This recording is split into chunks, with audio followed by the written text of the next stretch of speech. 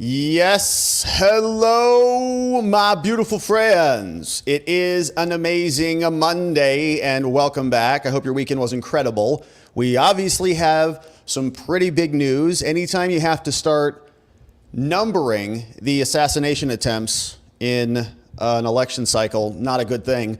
But we're going to talk about it. Before we jump into it, let's make sure that the tubes connect themselves all across the fruited plain of America and the internet. We got the Caribbean is in the house. What's up, John Edwards? What's up, Jewel? Good to see you. We got Don Goff coming in hot. He says, good to see you, Don. We've also got Donut, Modern Forest, Dog Digger. We have N. Mueller. We got Snaggletooth over on Rumble, and our friends on Locals, Knox, John McGarvey in the house. What's up, DeHook, or friends over on the Locals? But it's a beautiful day, my friends. We've got a tremendous stream in store for us.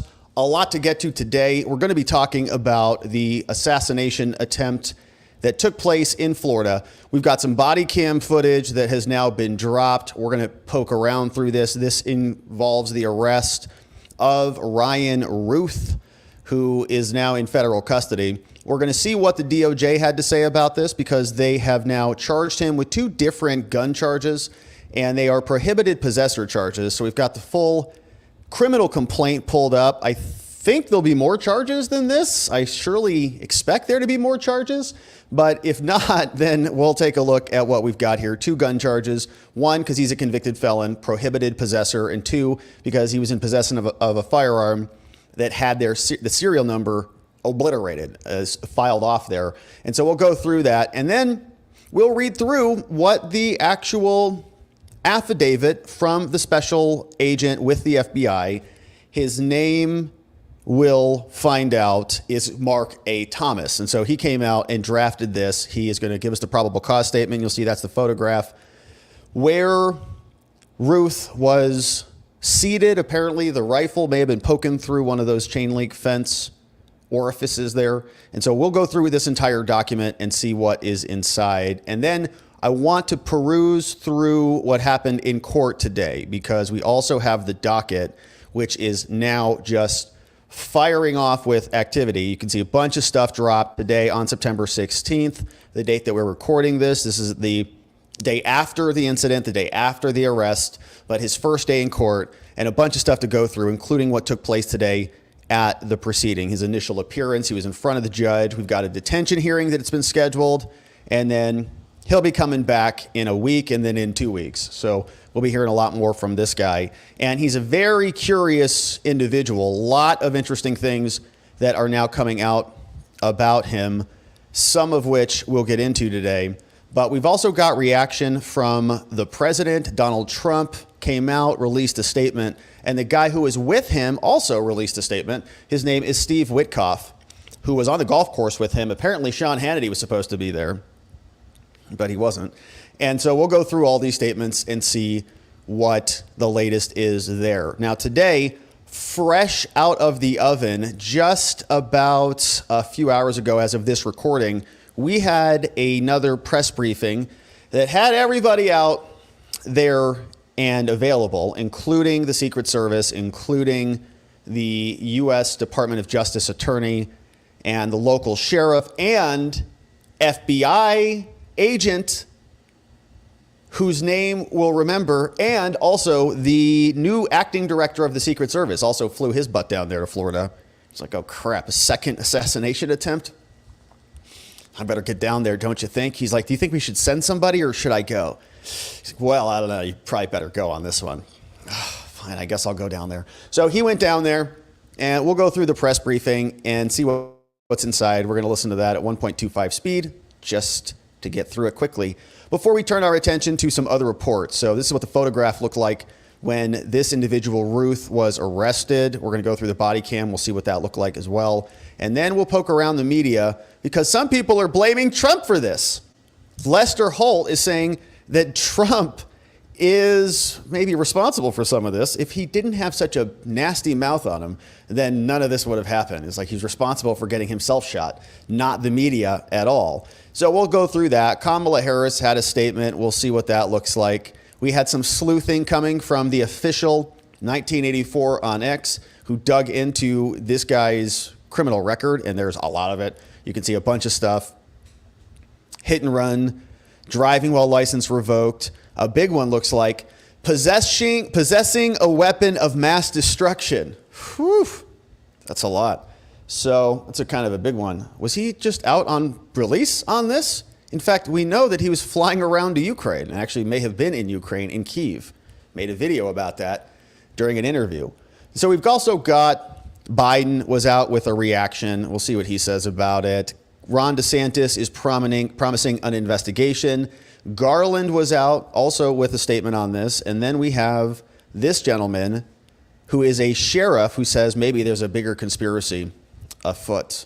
Maybe some more people want Trump eliminated, to use a Democratic phrase. But we've got those updates coming up, and then very closely related, simultaneously with assassination attempt number 2, we had assassination attempt number 1, which was with Thomas Matthew Crooks, who is not going to be in federal custody because his brain is not intact anymore. So there is conveniently no criminal case on that one. But what we do know is that there were some major screw-ups there. And that one resulted in Trump being shot and a dead man who was killed and others who were injured.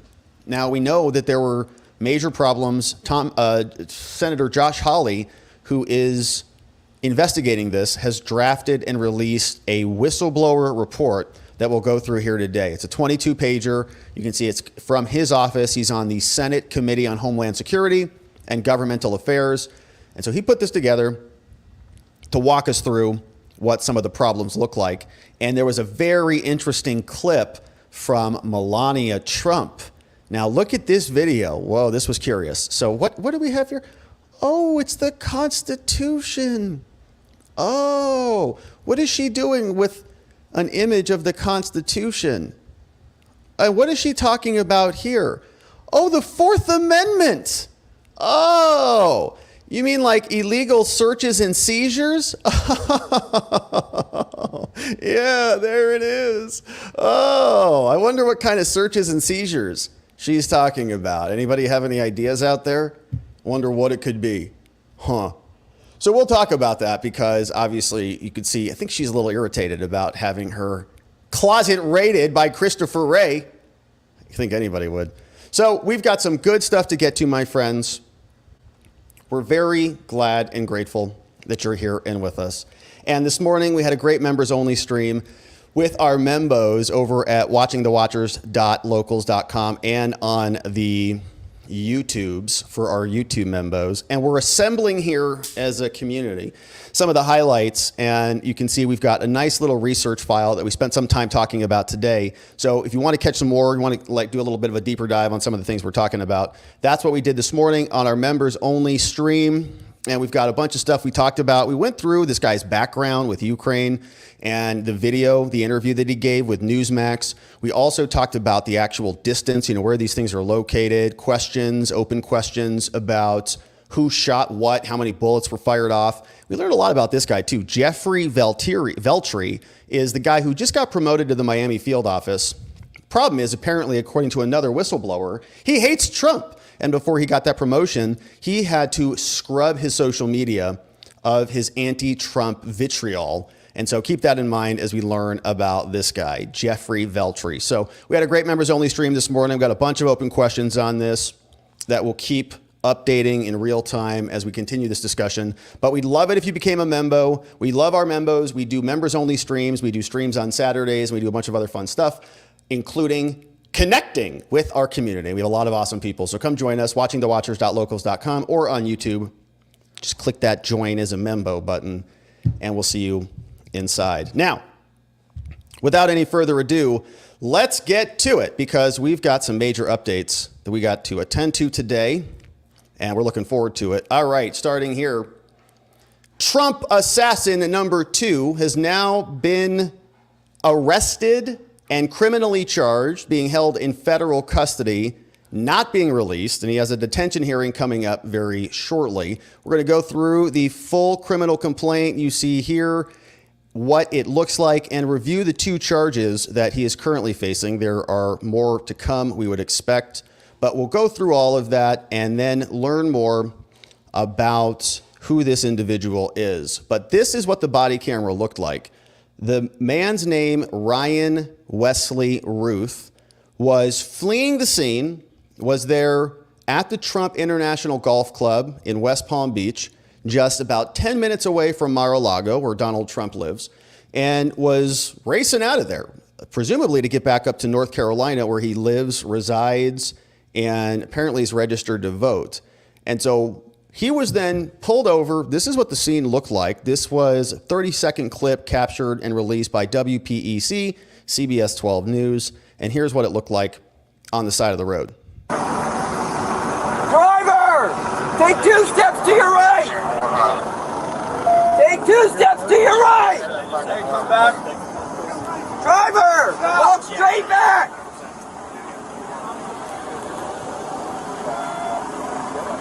Keep walking.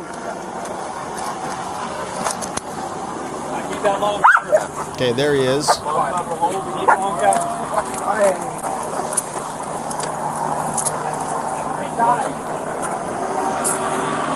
Pretty uninteresting, actually. And so you can see they got him. He's walking back. He's got his hands up and his shirt up. Let me move my fat head out of the way.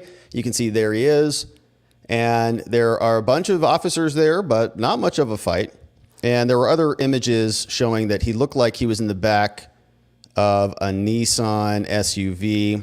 We'll see if we see any of that footage here. But he then gets picked up, still has his glasses on, turns around, there's his face, and he's hauled right off to jail. So we'll go through the charges.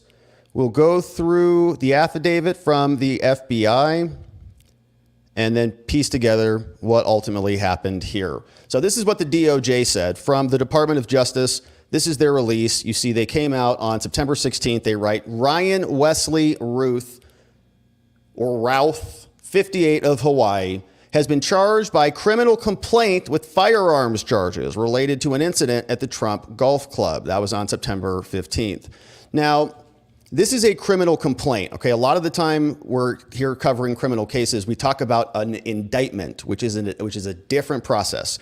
That's where you get a grand jury together. They present evidence. It's a lot more involved of a process. It takes a while. They got to impanel a grand jury, and it's a longer process. Right? What we're talking about right now is just a criminal complaint.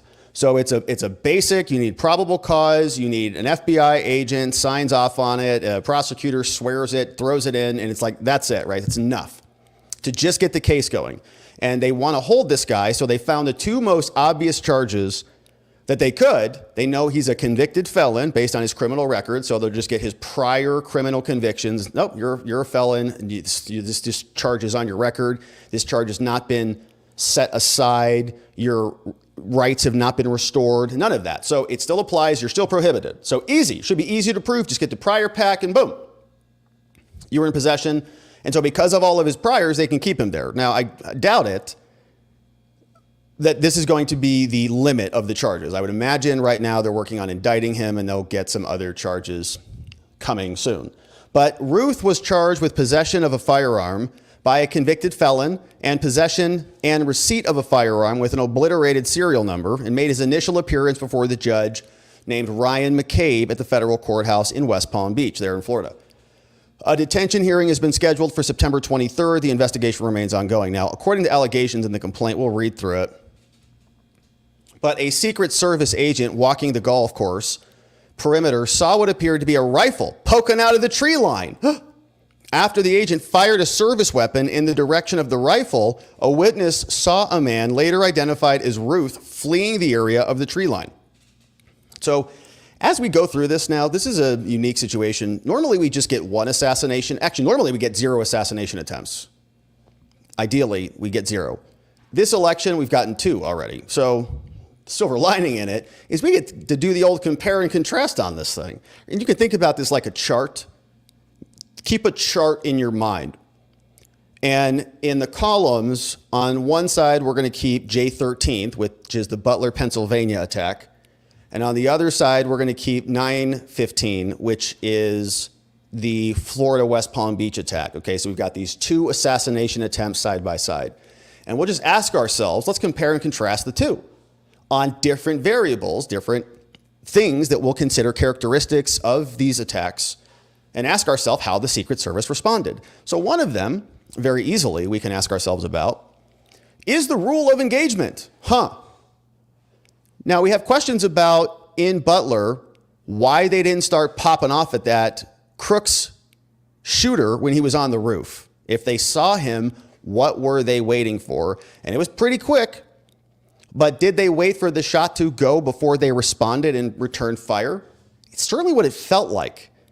People were asking questions. There were apparently a lot of communications on the missing radio files about who said what and when and how the timeline broke down. But in this case, they did not wait. Now we fast forward. In old situation, they apparently wait for him to shoot before they return fire. In this new one, now they just start shooting. They go, oh, that looks like a rifle. Hey, what is that? Just start popping off in that direction. So a little bit of a different. Looks like the rules of engagement loosened up a little bit just based on how they approach this individual. So then Routh was seen fleeing the tree line. He was later apprehended by officers from the Martin County Sheriff's Office in coordination with the Palm Beach County Sheriff's Office. Now, the complaint alleges that in the area of the tree line from which Routh fled, agents found a digital camera, which looked to be a GoPro, a backpack, a loaded SKS-style rifle with a scope, and a black plastic bag containing food. How long was he out there is the question. The serial number on the rifle was obliterated. Now, according to the complaint, Routh was convicted of felonies in North Carolina in December back in 2002 and March 2010. So even some older felonies, but he hasn't gotten his rights restored. So the FBI is leading this. U.S. Attorney's Office for the Southern District of Florida is also prosecuting this. And of course, everybody deserves the presumption of innocence, no doubt about it, especially when you have multiple assassination attempts against Trump. So that is what the DOJ announced. Now, let's run through what happened in court today, and I'll show you the criminal complaint as was filed. So let's just break down what is happening. So right here, September 16th, boom, the federal government, the United States, submits a criminal complaint as to Ryan Wesley Routh. This is taking place in the Southern District of Florida. Judge's name here is Ryan M. McCabe. Now, at the hearing, we're going to see some things that happened. We're going to come back down and read through what happened and explain what went down. But let's look at the complaint itself that was filed. So the judge is sitting there. This comes across the judge's desk. Now we know there's going to be a hearing. This guy just got arrested. And so let's read what the government is alleging here. 8 pages. In the Southern District of Florida Federal Court, cases the U.S. government against Ryan Wesley Routh. And here's a criminal cover sheet submitted by the U.S. attorney. His name is Mark Dispoto, Southern District of Florida, from the DOJ. Now he's submitting this. Are there, it looks like, any conflicts? Did it originate from this? Is it going to this judge? No, it's not. It's not. It's not. Okay, this is supposed to be here. Great. So here's the criminal complaint. Submitted by Mark A. Thomas. We're going to read this FBI agent's affidavit in a second, signed off on by the prosecutor and acknowledged by the judge. Sworn and signed before me via FaceTime, saying this charge is based on probable cause after a thorough investigation by the FBI. Judge accepted. So they say, I, the complainant in this case, state that the following is true. To the best of my knowledge and belief, that on September 15th in Palm Beach County, Southern District of Florida, this individual, Ryan Routh, Wesley Routh, committed 2 crimes. 1, violation 18 U.S. Code 922G, firearms violation, prohibited possessor. He's a convicted felon, should not have had a firearm on him. And he was also in possession of a firearm with an obliterated serial number, so filed it off or something. Now, these are very common charges, by the way.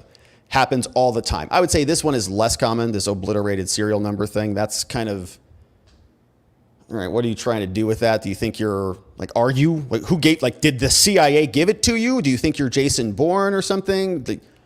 You don't see that a whole lot. You just, for example, in the Crooks case, he just bought the gun from dad. So we didn't see that, I don't believe, unless that's come up. So that certainly begs the question, what happened here? Where did it come from? Where did he get it? He is, of course, a prohibited possessor, so he's not going into a firearms store and buying it. So he's, buying it off the street or something, buying it from someone, third hand, who doesn't want it tracked. But it's not, let's say, as common as this charge. Now, this charge is a lot more common. This is just anybody who's a felon who is in possession of a firearm. It's very common, actually. Criminal defense attorneys will tell you this. Happens all the time, and often it's very benign, quite frankly. I've represented clients in the past who were driving somebody else's car, got pulled over, they find a shotgun in the trunk, boom, that person driving the car is a prohibited possessor. It's something like that, right? And the person didn't have any violent felonies or anything like that, but just, you're in proximity, you're in dominion or control over that firearm, it's in the back of your trunk, and so now that's it. So it's not, and you might say, okay, well, it's a criminal charge, it's a felony, and you arrest that person for that. It's not something to scoff at, right? You're a felon, you don't have firearms as part of the law. But that's a little bit different, right? Having somebody just have a gun in the back or maybe be in possession of a firearm because they want to go hunting or something. But that's not this, right? This is not, I don't think that Ryan Routh was looking for the gun range or something like that. I mean, he could have been confused. Big open range. Is this the gun range? Golf club, gun range? Golf club, gun range? Very confusing. I don't think so. I don't think he was out there hunting elk in the middle of the beach of Florida or something. Is it elk season in Florida there? I don't think so. So it's a little bit more than just that. It's a little bit more than just being in possession of a firearm, which is very basic, minor. You can get it for just being in simple possession and being a felon. It's like not complicated. We also have a lot of additional things that are concerning here, like the fact that he was very politically involved, was on the property where Trump was golfing, appeared to have been camped out there. Some reports say about 12 hours. We're going to see what this complaint says. But my expectation is there'll be a lot more coming soon. So this has been filed now. Now here is the FBI special agent. He says, all right, here, dear courts and dear prosecutor, says, I am now sworn, I hereby state the following. I am employed as a special agent with the FBI. I've been employed there for about 20 years. In my duties as a special agent, I am assigned to the Miami Field Office, FBI location, West Palm Beach resident agency. I am currently assigned to the Joint Terrorism Task Force. And now as a special agent, I'm authorized by law or by government agency to engage in or supervise the prevention, detention, investigation, and violation of federal law. Now I make this affidavit in support of this criminal complaint, charging what Ryan Wesley Routh with possession of a firearm as a felon and one in possession with a obliterated serial number, saying the facts contained in this affidavit come from my personal knowledge. It doesn't contain all the facts, but only the things necessary to establish probable cause. So here's the detail. Now on September 15th, former President Trump was golfing at his golf club located at this address in West Palm Beach, Florida. And now at approximately 1:31 p.m., a United States Secret Service special agent assigned to Trump's security detail was walking the perimeter of Trump International when the Secret Service agent saw what appeared to be a rifle poking out of the tree line. It's like, wow, that's pretty good eyesight. For as much as we've been ripping on the Secret Service here lately, it's pretty good. What is that thing over there? Is that a gun? The agent fired his or her service weapon in the direction of the rifle. I don't know what the hell that is, but we're not doing Butler again. It was just start popping off. Right now, again, compare and contrast that with Butler. They were like, I think, is that a gun? Or is that a violin? I don't know. Maybe he's going to serenade Trump up there. Is that a trombone? I don't know. It might be a trombone. Or it could be a rifle. I don't know. It's making loud noises and people are dying, so I don't think it's a trombone, but maybe it could be. But it's not. It's a gun, then they return fire, okay? Not happening here, right? Think about the difference in urgency of what's happening here. I think that's a gun. It might be a pipe. It could be a branch. Could be, I don't know. Just shoot it first.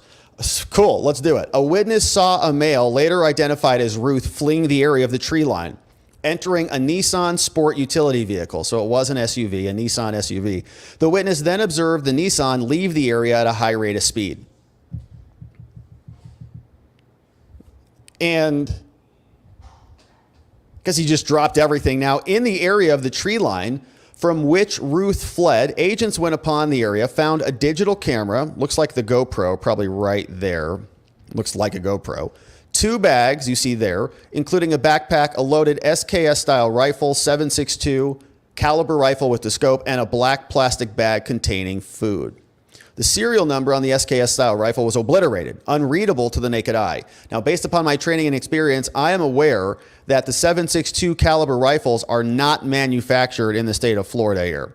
Therefore, I submit that there is probable cause to believe that this rifle, which was seized from the tree line at Trump International, have previously traveled in interstate or foreign commerce. Now, the SKS-style rifle and other items recovered at the scene are depicted in the image above. Seen right there, so you can see the rifle. It looks like the silhouette right there. A color photo would be nice. But there's the rifle. Looks like there is a scope on it.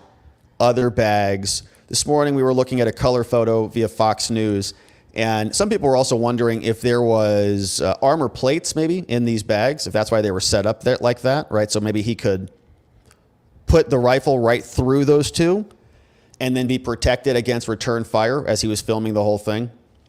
So we'll see. Now, therefore, I submit there's probable cause to believe that the rifle, which was seized from the tree line, may have traveled in interstate commerce. Now, officers from the Palm Beach County Sheriff's Office and Martin County Sheriff's Office located the Nissan as it traveled north on the I-95.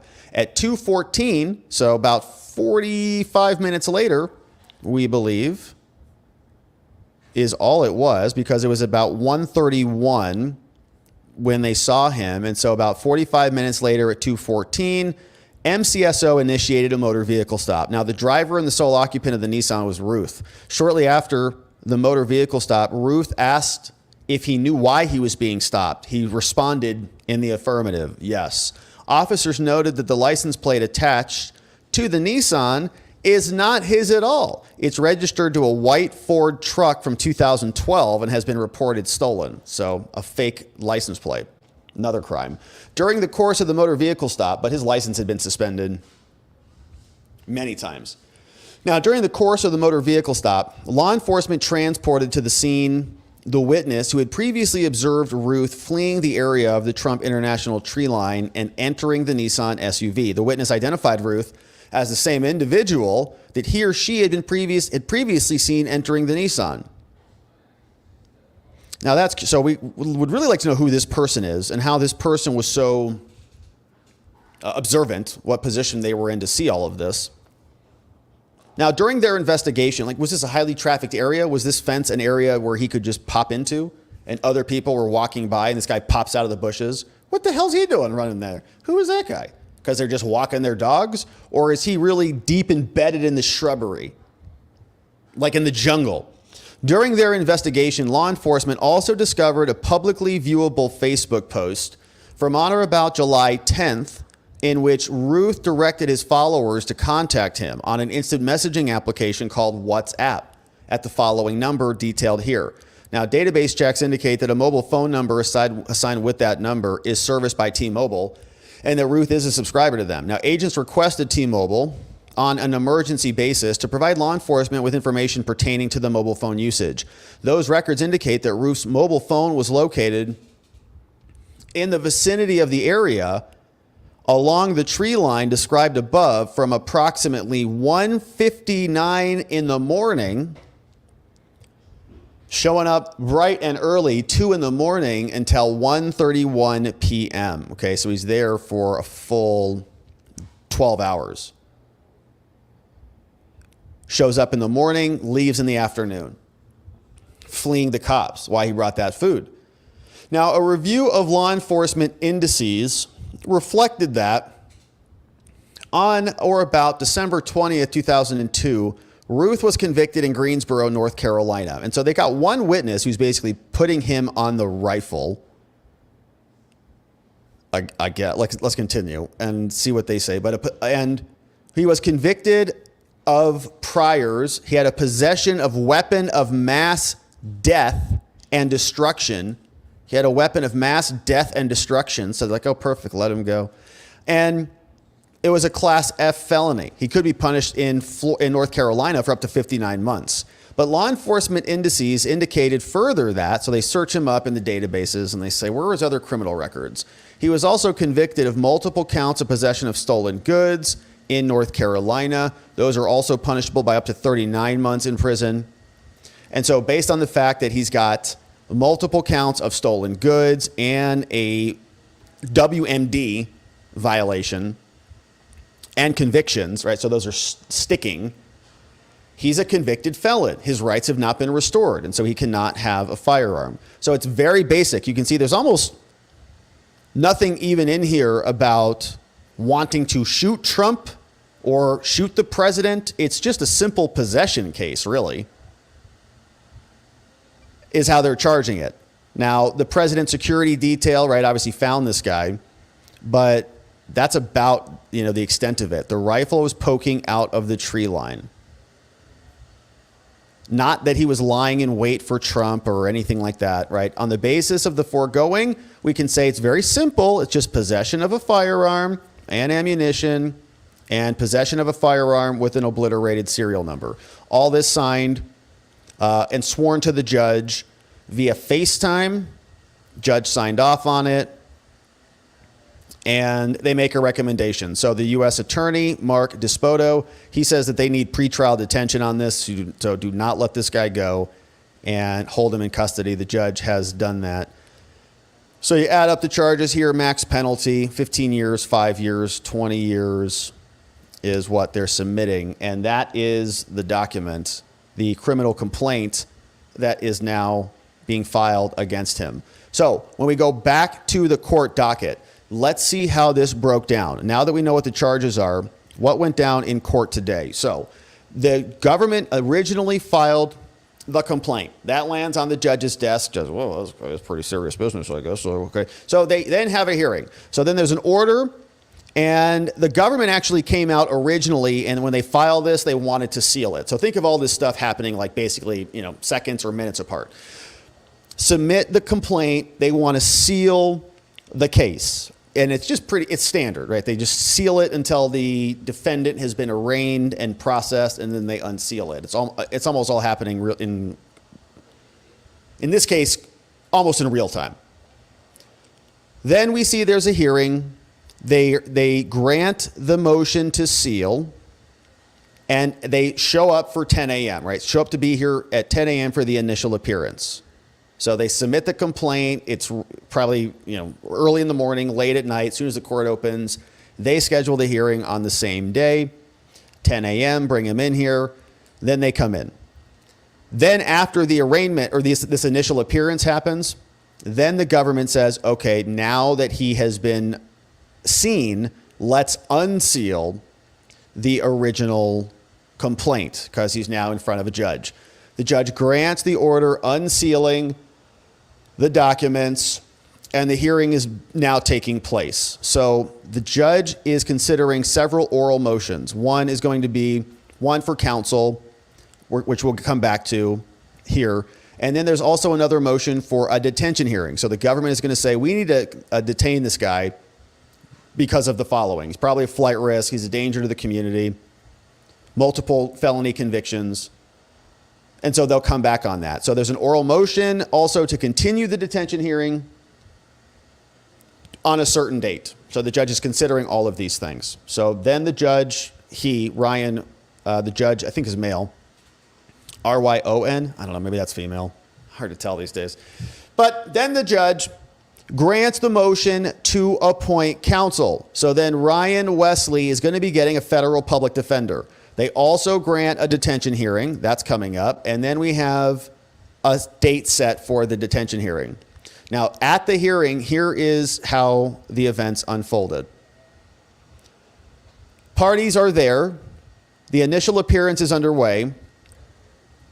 Attempted Trump shooter Ryan Wesley Routh in federal custody there at the desk. He stands up, he's present, he's sworn in.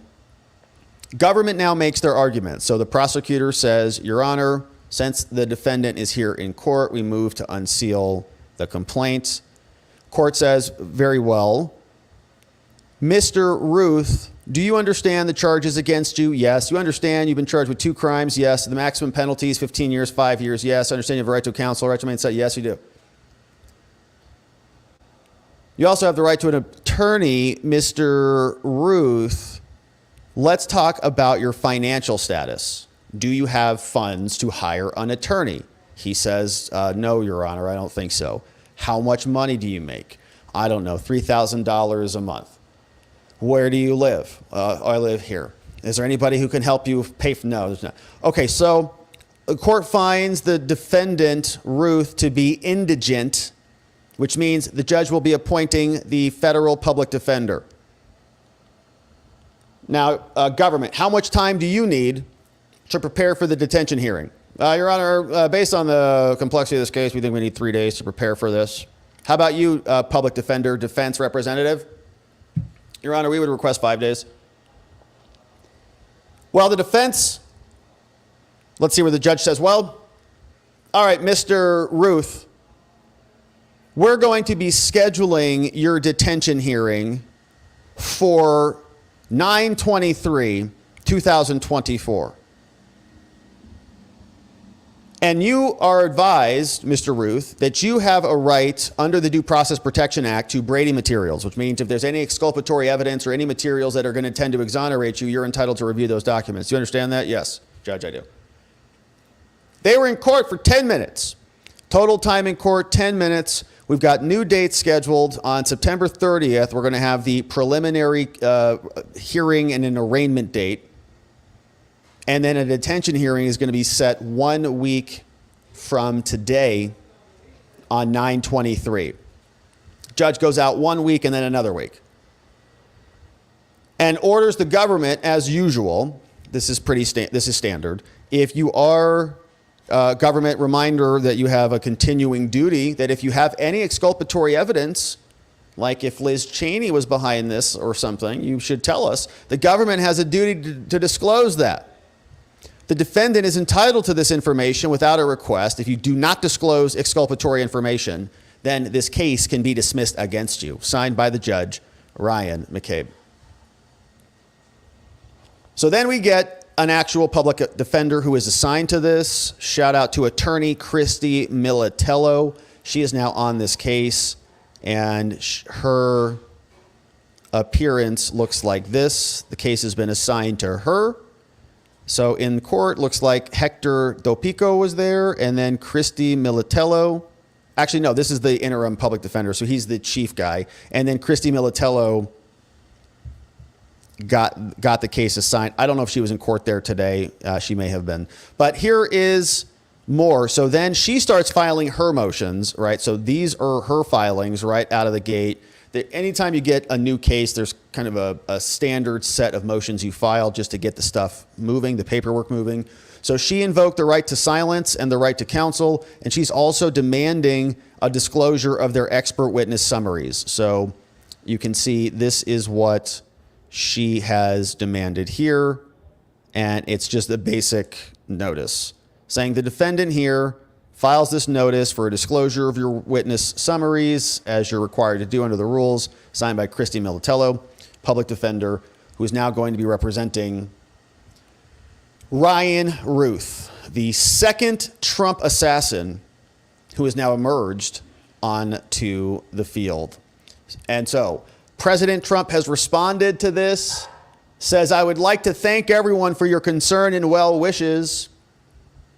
It was certainly an interesting day. Now, most importantly, I want to thank the U.S. Secret Service, Sheriff Rick Bradshaw, and his office of brave and dedicated patriots, and all of law enforcement for the incredible job done today at Trump International in keeping me, as the 45th president of the United States and the Republican nominee in the upcoming election, safe.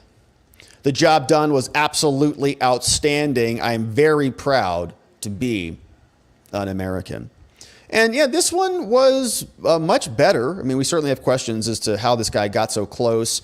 We talked earlier on our member stream this morning about how the club is in fact a private club. It's not a public club. And so you don't generally get access to this location without permission. So where specifically did this guy get access? It's 4.5 miles away from Trump's residence in Mar-a-Lago. It's got 27 holes there. It's a private club. And he was apparently there for 12 hours. Are there other people doing rounds? Is this a public walkway? A lot of questions about it, but Trump is okay. And the man that he was with, Steve Witkoff, says, yesterday was a day I'll never forget. I watched my very close friend, Donald Trump, the president, be his typical strong, courageous, and stoic self. Concerned about his friends first before thinking of himself. That is the truest example of leadership.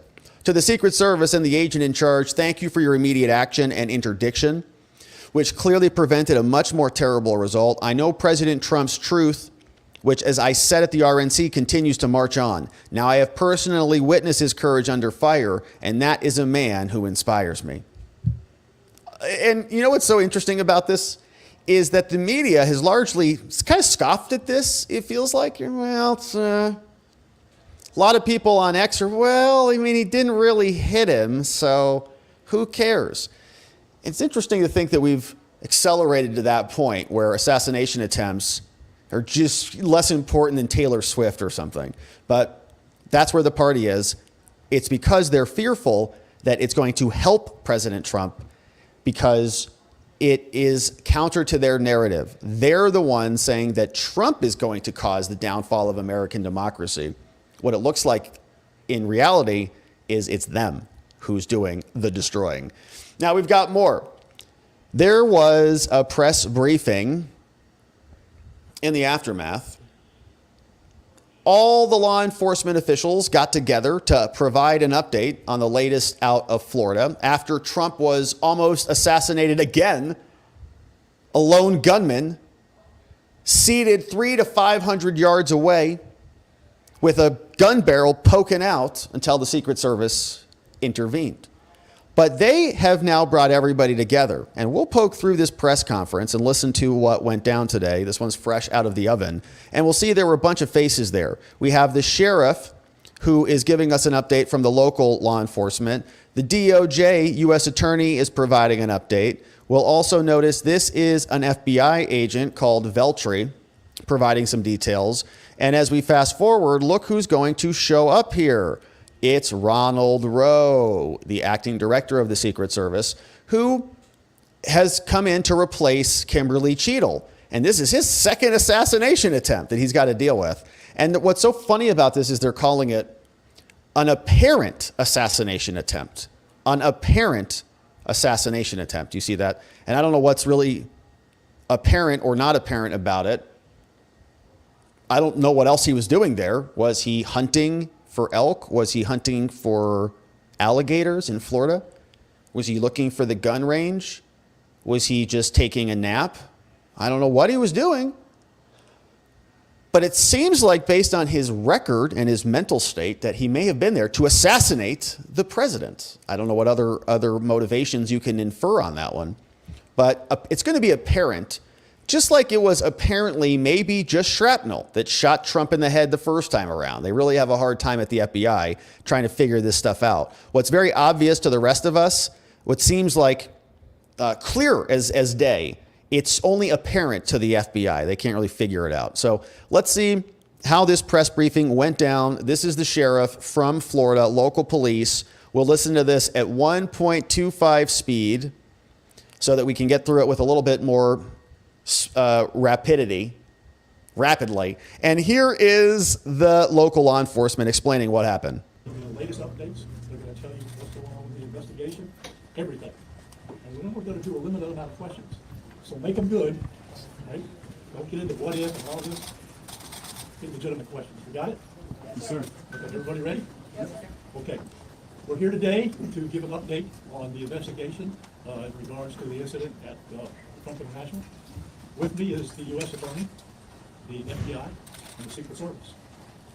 just to give you a little information, as you well know, the road down there on Summit is still blocked off. It will be blocked off probably for the remainder of today and probably a good portion of tomorrow until some of the investigative things need to be done and finished. But we're accommodating people in and out, getting them to the library, getting them to the post office, so the public is not going to be that far inconvenienced. The security level at Mar-a-Lago is the highest it can possibly be now. The road closures are back in place and will remain there. The checkpoints are in place. And my commitment to the Secret Service is to give them every possible resource from PBSO. Once they determine the level of security that they need, they will get all the resources possible. Special Scorpion, So having said that, I'll let you talk to the U.S. Attorney.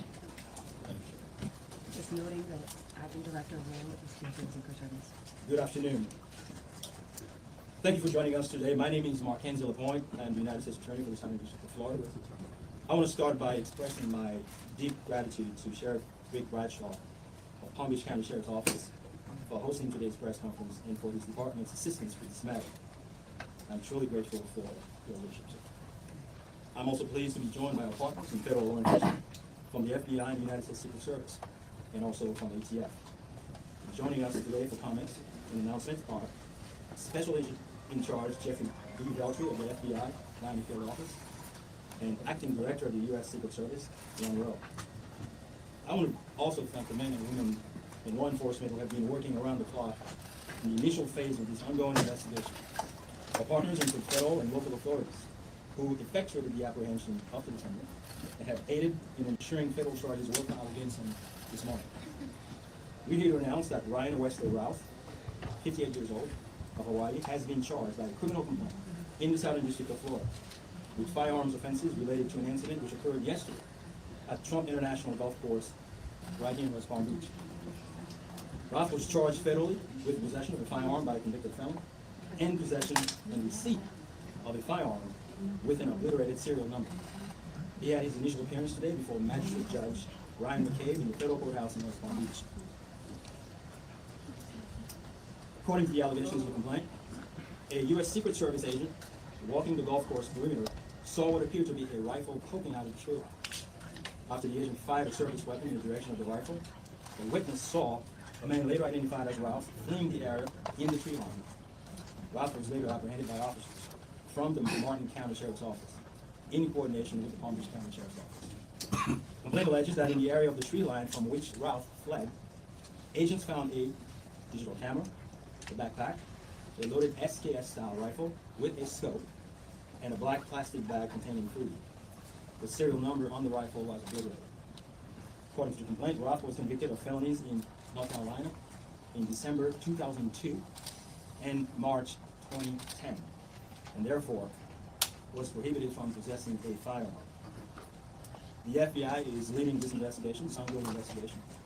As the Attorney General stated earlier today, the FBI is continuing its investigation of this incident as an assassination attempt upon the former president. The investigation remains at its early stages. The entire Justice Department, including the FBI, the United States Attorney's Office for the Southern District of Florida, and the National Security Division are coordinating closely with our law enforcement partners to fully investigate and prosecute this matter. The charges we're announcing reflect the strong collaboration of the agencies represented here. The U.S. Attorney's Office, the Department of Justice, would be unable to carry forth our mission without the invaluable assistance of our federal, state, and local law enforcement partners. I'd like to thank the Bureau of Alcohol, Tobacco, Firearms, and Explosives. And we have Chris Robinson here, Special Agent in Charge, and the Secret Service for the invaluable assistance they have been provided. I would also like to recognize the Palm Beach County and Martin County Sheriff's Offices for operating the defendant. Again, without the local authorities assisting those things, it would be literally impossible to accomplish the things we were able to accomplish in the federal side. I want to personally express my gratitude to the attorneys with the U.S. Attorney's Office. For this All right, yes, we know. Everybody's amazing. Good afternoon. For a quick introduction, my name is Jeffrey Veltri, FBI Special Agent in Charge for the Miami Field Office. The FBI immediately responded to the scene here in West Palm Beach, Florida, and we are investigating this matter as an apparent assassination attempt. It's not apparent. Trump. It's obvious. We view this as extremely serious and are determined to provide answers as to what led up to the events which took place. I want to emphasize we're just a little over 24 hours into this investigation, so we're going to provide as much as we can publicly while our investigation is still ongoing. We must also stress that the United States Attorney's Office is pursuing charges, and that limits some of the details that we can discuss publicly. Yesterday afternoon, Martin County Sheriff's Office took custody of Ryan Routh, and he was transported back to Palm Beach County Sheriff's Office. Our FBI agents then attempted to interview him, and he invoked his right to an attorney. In the last 24 hours, the FBI and our partners have been dedicated to investigating the incident and utilizing all available resources. These efforts have included our investigative team and the United States Attorney's Office for the Southern District of Florida, in conjunction with DOJ's National Security Division, are actively working hand in hand to pursue and subsequently execute search warrants. Thus far, the warrants include a video recording device, subjects' cellular devices, a vehicle, and other electronic devices located at previous known addresses. We are coordinating with the United States Secret Service to complete numerous interviews of agents on scene. We have also interviewed 7 civilian witnesses at the scene. Wow. And that is just the beginning.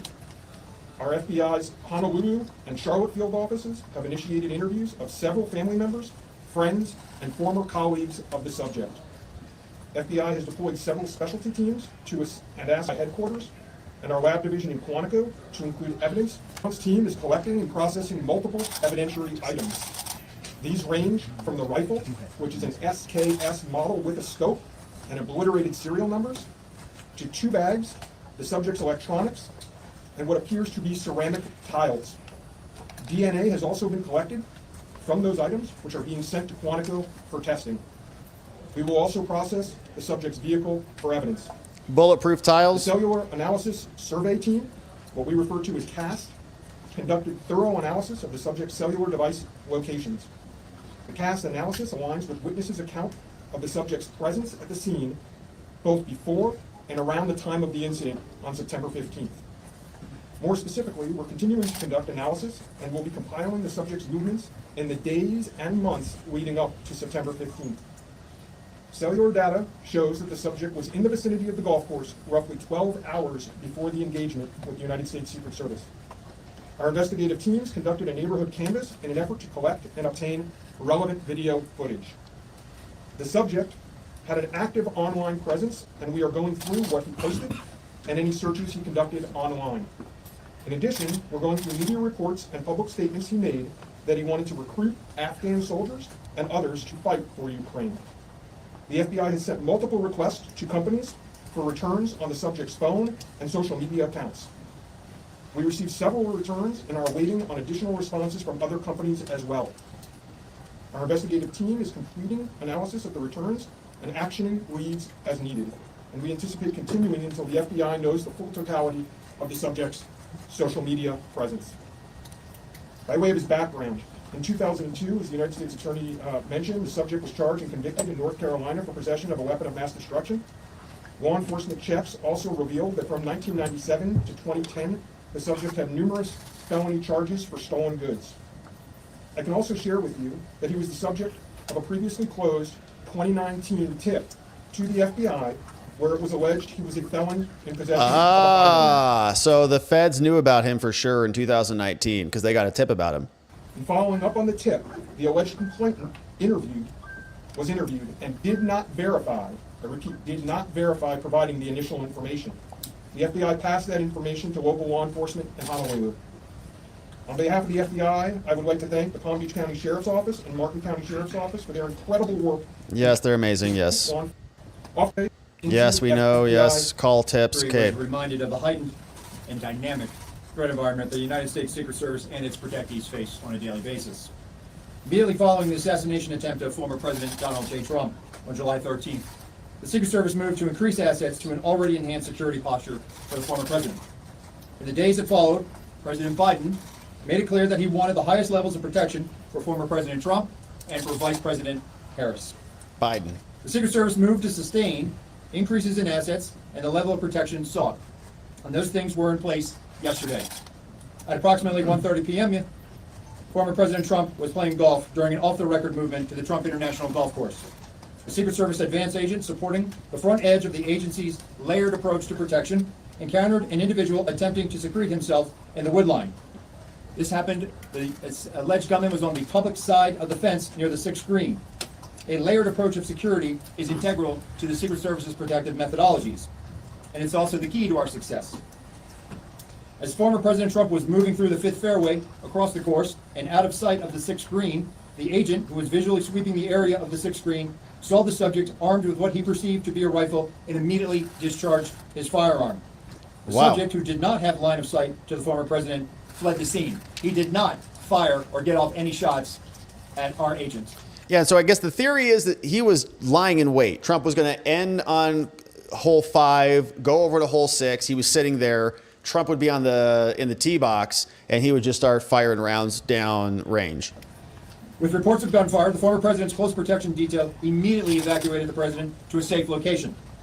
And compare and contrast that versus J13 as well. Why didn't any officer just start popping off there, right?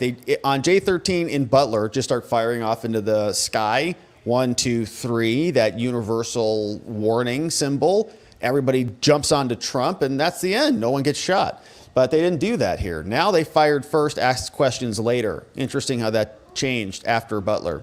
Protective methodologies of the Secret Service were effective yesterday. The former president's protective apparatus allowed for the early identification of the threat and led to a safe evacuation. The increased assets directed by President Biden were in place yesterday. These included the counter-sniper team elements, counter-surveillance counter-surveillance agents on the exterior, counter-assault teams partnered with local tactical assets from the Palm Beach County Sheriff's Office, and counter-unmanned aerial system elements. All of these entities were present yesterday. And while all of these assets were in place, as I've said publicly, we must satisfy the basic requirements of the Secret Service's protective methodologies. In partnership with local law enforcement, we did just that. And the agents' hypervigilance and the detailed swift action was textbook. And I commend them and our partners for an exemplary response in keeping former President Trump safe. And I will tell you, having served in local law enforcement in Palm Beach County, I can state that I am tremendously impressed and appreciative for all of the efforts of the Palm Beach County Sheriff's Office and Sheriff Snyder with the Martin County Sheriff's Office.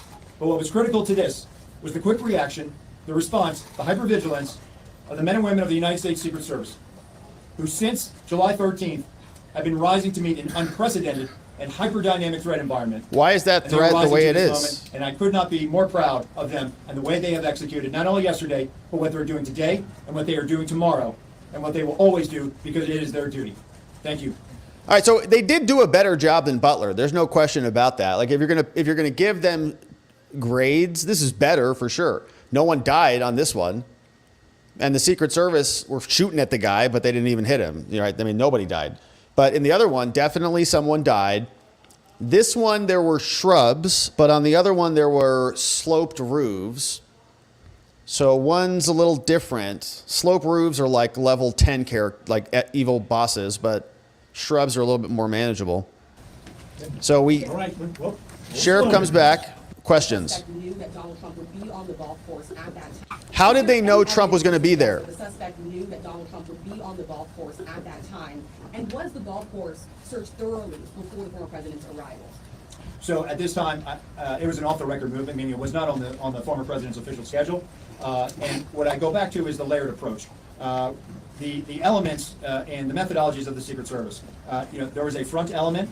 It did its job in sweeping ahead of the president. That's what identified this individual who was in that wood line. And the swift action of that agent doing his job. But how did he pushing out know to ahead, be there? Sweeping while the president was behind him, several hundred Is the yards, question. several holes away, out of sight from the gunman, did his job. And that was what alerted the detail, and the swift action is what On the triggered it. first question, was there any evidence to suggest that the suspect knew that Donald Trump was going to be on that golf course at that time? Based on what I know now, and it's an active investigation, I don't have any information on that side. Director, Director, how Very hard. many times did your agents go around the perimeter and scope out the golf course during the 12 hours that this guy was holding the patrol? So this was an off-the-record movement. It wasn't a site that was on his scheduled, it wasn't part of his schedule. So there was no posting up of it because he wasn't supposed to have gone there in the first place. So how did he know to be there? Have you briefed former President Trump on your findings so far, and has his campaign asked for any changes in his security going forward after yesterday? So, around as well when you talk. Over here. Sorry. So I've had a conversation with the former president. We've explained and we've worked with the campaign. The president is aware that he has highest levels of protection that the Secret Service is providing him. No changes. No changes in specific reaction to what we saw yesterday. We constantly evaluate based on threat. And yesterday what we show is that our agents and our protective methodologies, and there's a lot of tactical assets in place, things that have been put in place as a result of what happened 60 days ago, those elements are working, and that demonstrates the redundancies that we have. And so we constantly evaluate. We'll of course look at this and see what lessons learned from it, but as of right now, we are constantly evaluating that threat. And if we need to ratchet up additionally, we will. Do we know when Routh arrived in Florida in general, when he arrived in Palm Beach, the area? That's a question probably for specifically, and if he's been at the golf course prior to this scoping it out.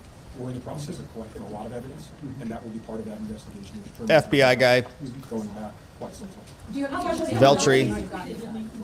That's part of the investigation as well. Again, that's going to be a little bit challenged until we're able to determine the serial number on that guy.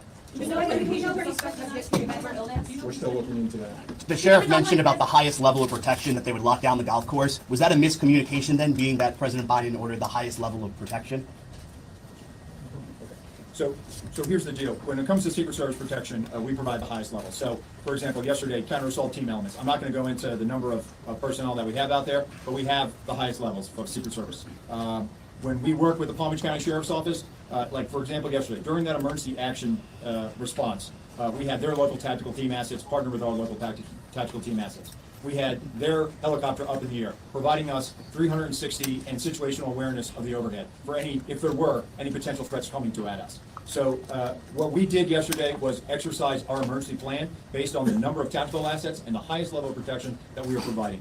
The sheriff and I have talked. Now, clearly, when you go down Southern Boulevard right now and you try to get over to Palm Beach and you see the robust presence that's existing outside of Mar-a-Lago, the heavy uniform presence, the additional assets of the Secret Service. And for those of you that were here in 2017, when the president was in office, when you look at that footprint now and you look at it today, there's not much difference there. There is heavy uniform presence out there. And again, what I go back to is yesterday was an off-the-record movement.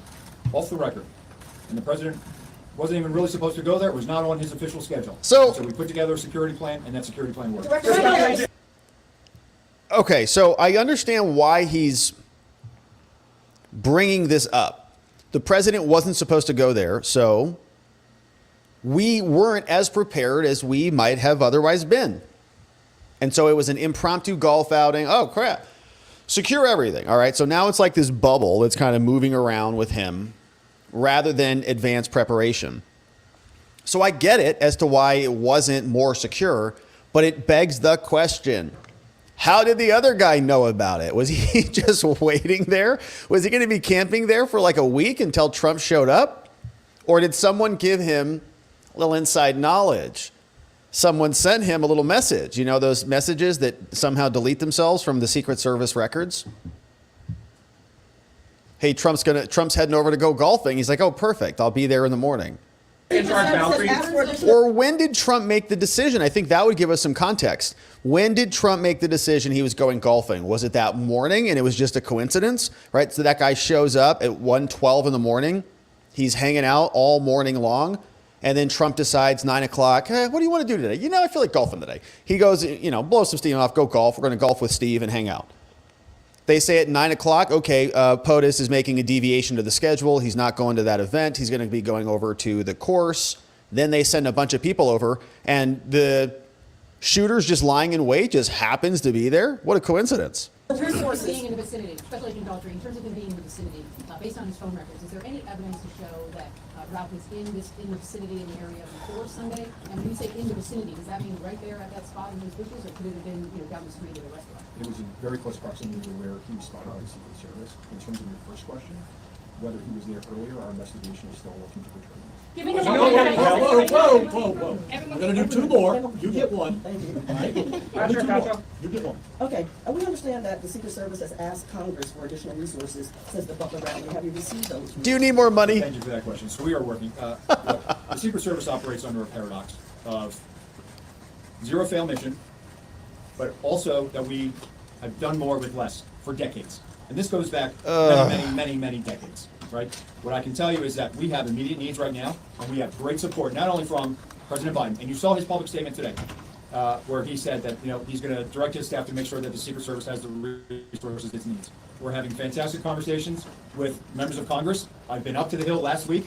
We are continuing to have those conversations. But the long and short of it is this. Coming out of Butler, I have ordered a paradigm shift. The Secret Service's protective methodologies work, and they are sound. And we saw that yesterday. But the way we are positioned... They're not sound, dude. You're like... You got one assassination attempt where Trump got hit. So that one is out. Okay, that one's out. Whatever the methodologies were there were terrible. F- on that one. This one's like a C. I mean, they got him. That's good. But like they didn't fly a helicopter over with little infrared scanning or something to see if some demented dude is hiding out in the bushes somewhere or something like that. It's very interesting. But he's very happy with themselves, and they need more money and resources. Maybe they'll build them a new headquarters building too. Right now, in this dynamic threat environment, it has given me guidance to say, you know what, we need to look at what our protective methodology is. We need to get out of a reactive model and get to a readiness model. There could be another geopolitical event that could put the United States into a kinetic conflict or some other issue that may result in additional responsibilities and protectees of the United States Secret Service. And so we are making information available to all of our partners. And I just want to say that the commitment of Congress to the Secret Service throughout the years has been tremendous. And we will continue to work with them, and Secretary Mayorkas, whose support in making sure that we're getting what we need has been phenomenal. He is one of our biggest champions and our advocate. And so we're having these conversations, and I feel confident that we will get what we need. We have immediate needs. We have future needs, too. I need to make sure that our counter-snipers are the best trained counter-snipers in the world, that they are exactly doing what we need them to do, and that they match. Make sure the Secret Service right now, we are redlining them. And they are rising to this moment, and they are meeting the challenges. National security event. If you saw the National Constitution Center last week, what you saw was pretty much a mini national special security event with a number of assets that were on that perimeter. And so our folks are rising to this moment, but it requires all of us to be able to have good conversations and make sure that we're getting the Secret Service where it needs to be. And give us more money. We will achieve that. Yeah. Because we don't have... Got it. We do not have information that he's been acting with anyone else in presence. Do we know how long he's been in Florida? At this point, Our investigation is still determining that. Thank you. All right. How was he able to get away? How was he able to get away? That's it. I'm not going to do any more. All right, you got a lot of information there. The last thing I will tell you is, like the Director of Secret Service said, the President called me last night, President Trump. He thanked me for everything that we did along with the Secret Service. What a nice guy. We worked great together, and he feels safe. That's important, because he is. And what we did yesterday proves that the system can work. Because the suspect didn't even get close to getting around off, and we apprehended him and brought him to justice. So we're very, very proud of that. Thank you, folks, for being here. I appreciate it. Sheriff, one more time for the record. How did you pronounce his last name, Sheriff? Is it Routh? All right, so that's the press briefing. I know the audio was a little rough on that. My apologies. Thanks for bearing with us as we listen to it. But some details out of there, I guess, that they want more money. But here is what he looked like when he was being arrested. This is Ryan Routh being hauled into Palm Beach County Jail. Here's some scenery from the outside of the golf club. Kaylee, Ryan Routh walked into that federal courtroom this morning smiling, shackled by his hands and feet. He was even seen laughing while speaking to his court-appointed attorney. Now, the judge presented two different charges: possession of a firearm by a convicted felon and a possession of a firearm with an obliterated serial number. Combined, the judge says he could face 20 years in prison and $500,000 in fines. Fox is told additional federal charges are possible, but we understand that these charges presented today will keep him in jail. Now, Routh told the judge that he only makes about $3,000 a month with no assets other than 2 trucks in Hawaii. The sheriff said yesterday when Routh was arrested, his demeanor was perplexing. And that continued today in the courtroom when he was smiling and laughing. Made the stop and then at gunpoint ordered him out of the vehicle. He complied. His demeanor was perplexing in some way, despite the fact that we had numerous people out with rifles, uniformed personnel, a helicopter. And we are just getting our hands on the affidavit, and a couple of things stood out to me. It said he was driving a car with stolen plates. Of course, he fled the scene, and officers were able to pull him over and arrest him on I-95. And then also, Routh's mobile phone was detected in the area at 2 a.m., so the night before this happened, until 1:30 p.m. in the afternoon. Now, Routh is being held in the Palm Beach County Jail, and he is expected in court for his next appearance on Monday, September 23rd. All right, so more scenery there. They're confirming what we found in the affidavit, and here are some more records that detail his criminal history. 1984, at the official 1984 on X, posted this and says, whoa, look at all of these records. Most recent period of supervision record. Looks like he may have gotten probation on some of these items, sentence. And these are coming, it looks like, from North Carolina. Is this where this is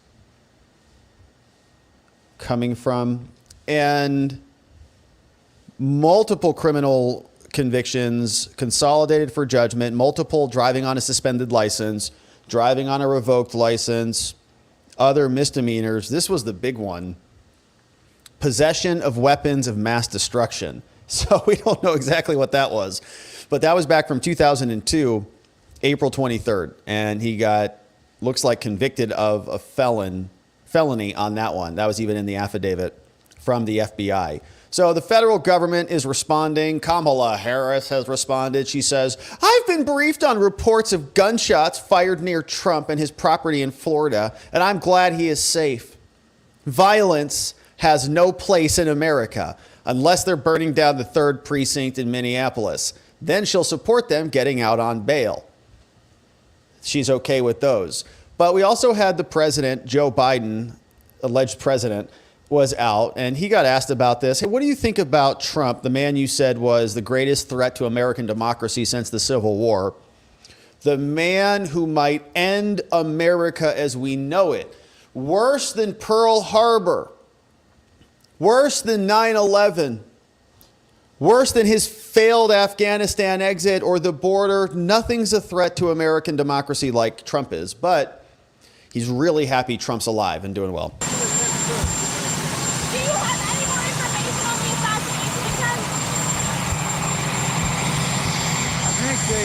Thank God the president's okay. Wow. Got a full report. He wants him to be okay? That doesn't make any sense. One thing I want to make clear. The service needs more help. And I think Congress should respond to their needs. They need more service. So that's what I'm talking about. Are you concerned more rhetoric into this environment? More personnel, they need more money. What kind of help do you say? I think they need more personnel. It may just decide whether they need more personnel or not. Are you using it more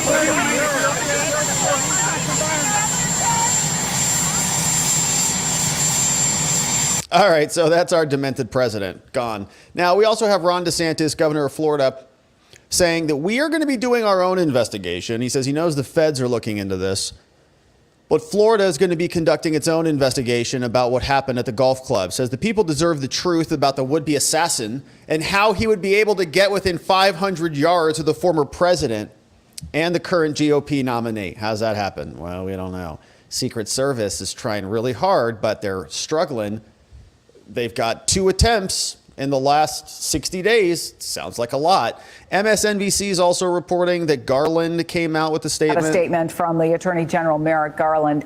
As you know, former President Trump has often blamed Biden-Harris for what he calls the weaponization of the Justice Department. Yeah, again, that's what we without say proof. too. This is the statement from DOJ. The FBI is continuing to investigate what appears to be an assassination attempt of former President Trump that occurred yesterday in Florida. We are grateful that the former president is safe. The entire Justice Department, including the FBI, the U.S. Attorney's Office for the Southern District of Florida, and the National Security Division, is coordinating closely with our law enforcement partners on the ground.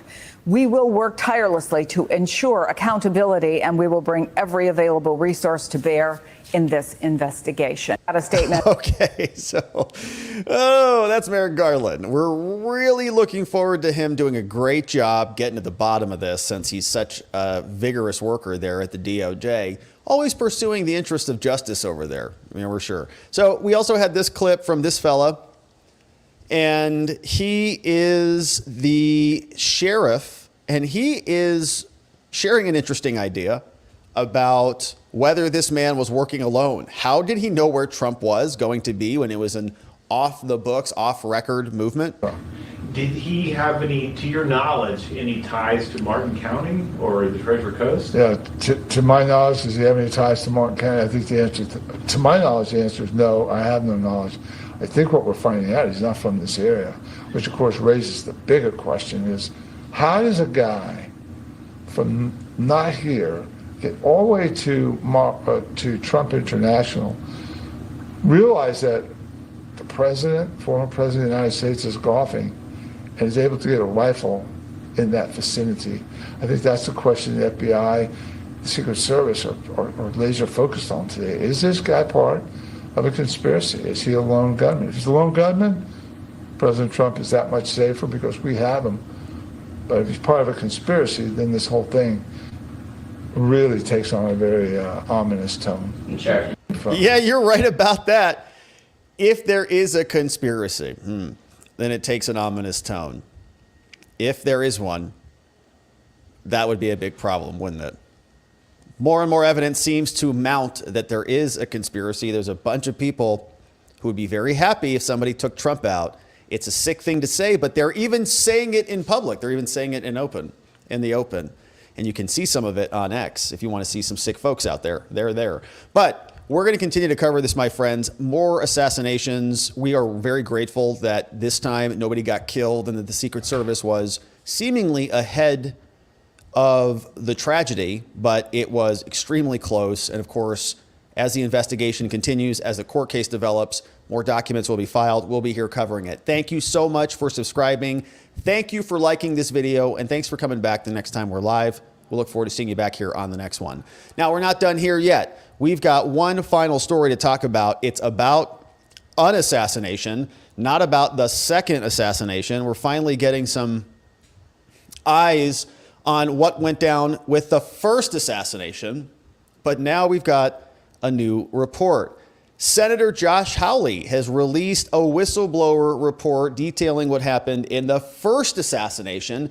Now we're on assassination attempt number 2, but the first one still had a lot of problems that have yet to be resolved. And so this report has now dropped from Josh Hawley's office. He's on the Committee of Homeland Security and Governmental Affairs. We are going to go through it, see what's inside, and see what Melania has to say about the Fourth Amendment and the U.S. Constitution, because she had a nice experience with this amendment and the FBI. But here's what Hawley said. Before he released the whistleblower report, he says that the Secret Service is not giving documents to Congress. They're demanding documents, but they don't want to share with the American people what they've done here. Here's the senator. Yeah, see, this is what's so hard to understand, is that if this individual had failed one or more of her training exams, if she was known not to be really one of the Secret Service's top agent, she's in the Pittsburgh office, why was she put in charge of the entire trip, Jesse? I mean, the whole thing. She was in charge of the whole works from the time the president landed to the time he went to Butler. It's just totally inexplicable. And Jesse, one other thing. I'm told by people who are close to and have knowledge of the Secret Service's own internal investigation that the Department of Homeland Security is leaning on the Secret Service not to comply with document requests to Congress. I mean, this is really getting to be outrageous. The American people need the truth here. Yeah, see, this is what's so hard to understand, is that if this individual... they are not inclined to give it to us because it would expose their complicity in the outcome.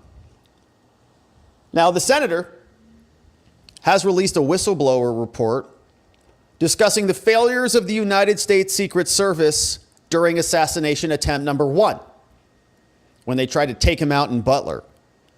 Here's the summary from the senator. He says on July 13th, J13th, the real attack on American democracy. Trump was nearly killed by an assassin's bullet while hosting a rally in Butler, and the Secret Service failed to prevent it. Now, it was the most stunning breakdown in presidential security since Kennedy got assassinated and since Reagan got hit.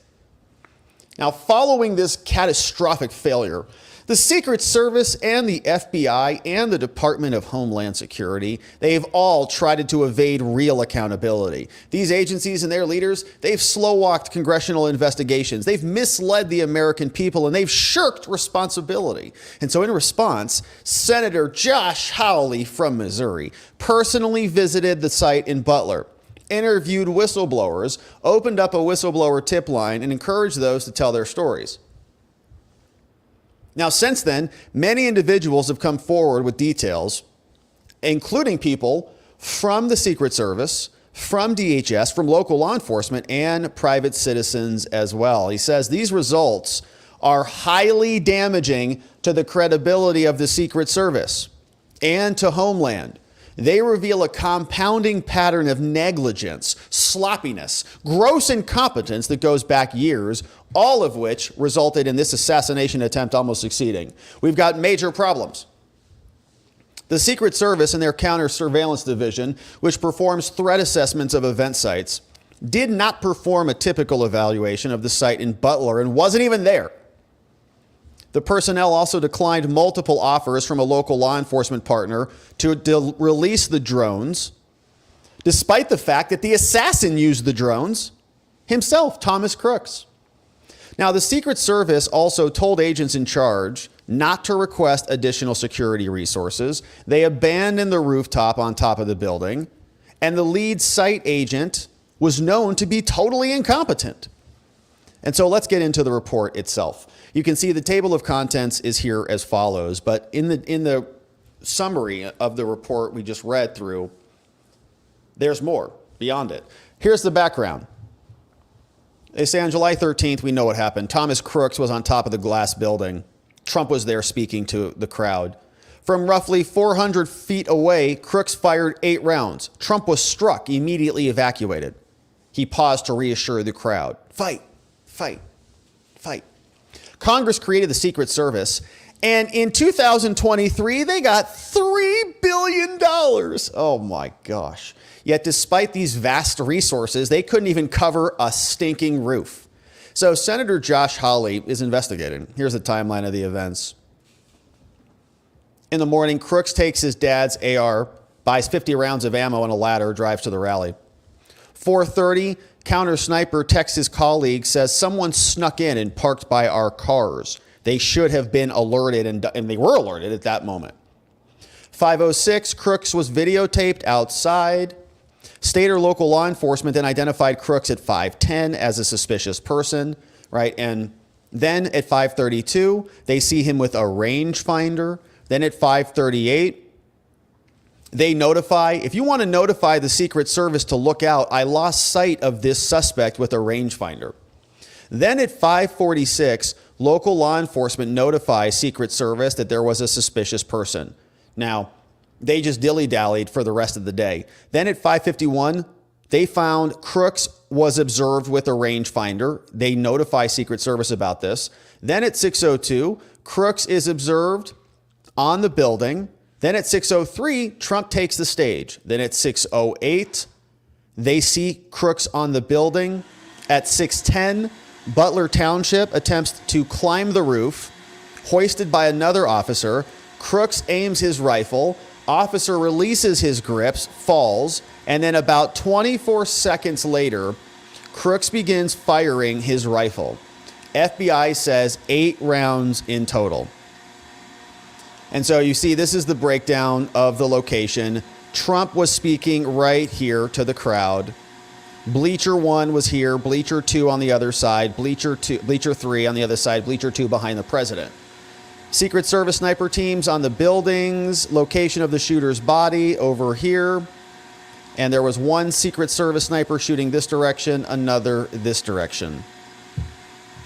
And what you hear in the background is pipe repair and drywall guy because we had a leaky pipe explode in the walls, and he's making sure that that is being fixed soon. And it sounds like he's using the shop vac very loudly right now, which is inconvenient for the show, but very important for the drywall. So there are whistleblower allegations.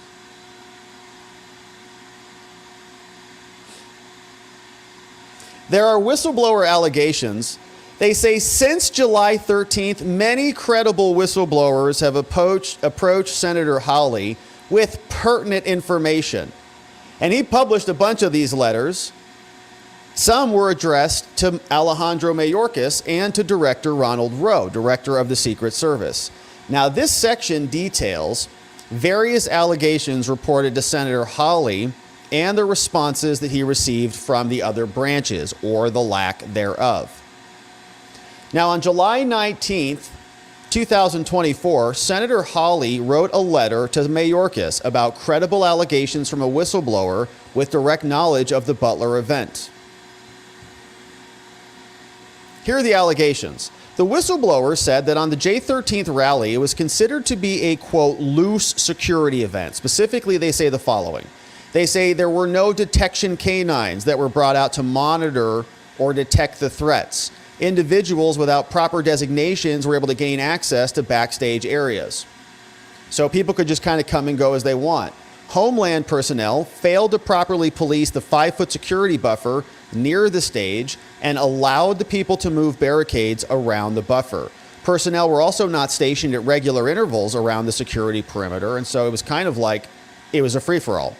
The whistleblower further alleged that Homeland was working the rally were actually not Homeland. They were HSI people.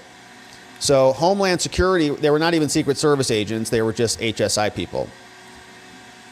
Now, Hawley demanded information. He sent a letter on July 19th. He wanted to know how they staffed this, what percentage of the staff, which was HSI versus Secret Service, were a majority of the officers at the event drawn from Homeland or other components.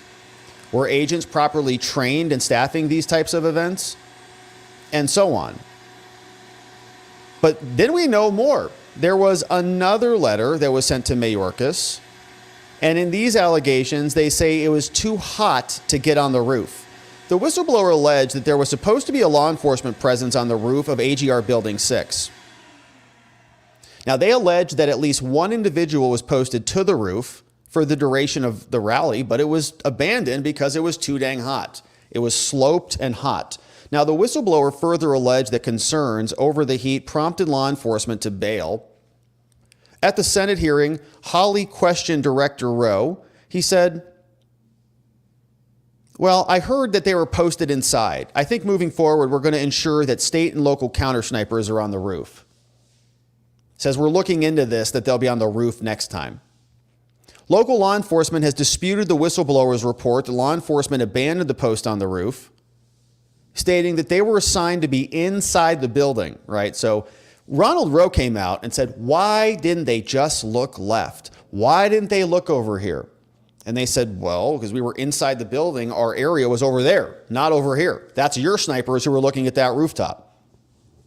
They disputed it. Now, here's an exchange. Apparently, there was a miscommunication between the Secret Service and local law enforcement. Here's how that exchange went. About 10 minutes after the shooting, another officer arrived at the warehouse and said to a fellow officer, I thought you guys were on the roof. I thought it was you. I thought it was you. No, came the reply with an explanation that no, it wasn't us. No one was on the roof. We didn't have anybody on the roof. What the F? The officer said. Why were we not on the roof? Why weren't we? Federal law enforcement officials have said the Secret Service thought local law enforcement officers, including snipers, were supposed to secure the building that Crooks was on. However, a local law enforcement official involved in the event planning previously said that the tactical team's heads told the Secret Service during the walkthrough that its snipers would be inside the building on its second floor. So the Secret Service knew no one was going to be on the roof. Butler's team didn't want the snipers on the roof because they would have been exposed to temperatures over 90 degrees throughout the day, they said. So we're not putting people on the roof. Secret Service should have known that. Now, relatedly, Colonel Christopher Paris testified during a hearing that there were 2 other people in the second floor, but the Butler County District Attorney disputed that claim. He asserted that only one counter sniper briefly left the building but returned to his post. So 2 snipers in those building windows did not leave, only one did. And there's disagreements about that.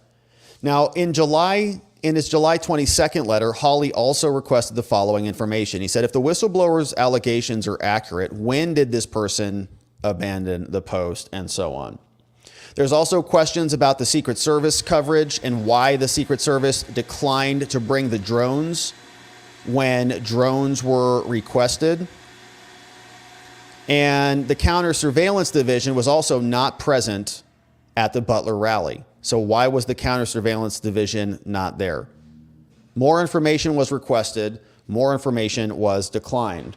Now, here's an interesting one about this total incompetent who apparently was working at the Secret Service. We also have questions. Hawley wrote to Director Rowe about multiple whistleblowers. One whistleblower says that the Secret Service's lead site agent, the agent with responsibility in total, was known to lack competence and to lack experience. The whistleblower claimed that this agent was responsible for mitigating line of sight concerns. Total moron. They're like, yeah, put her or him in charge.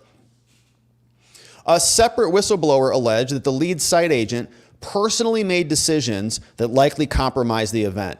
For example, campaign material such as flags were permitted to be placed around the stage, despite the fact that they're normally prohibited because of line of sight problems. The Secret Service also did not check IDs when issuing credentials that authorize access to restricted areas of the site, contrary to typical practice. This is a question that we brought up a long time ago on this.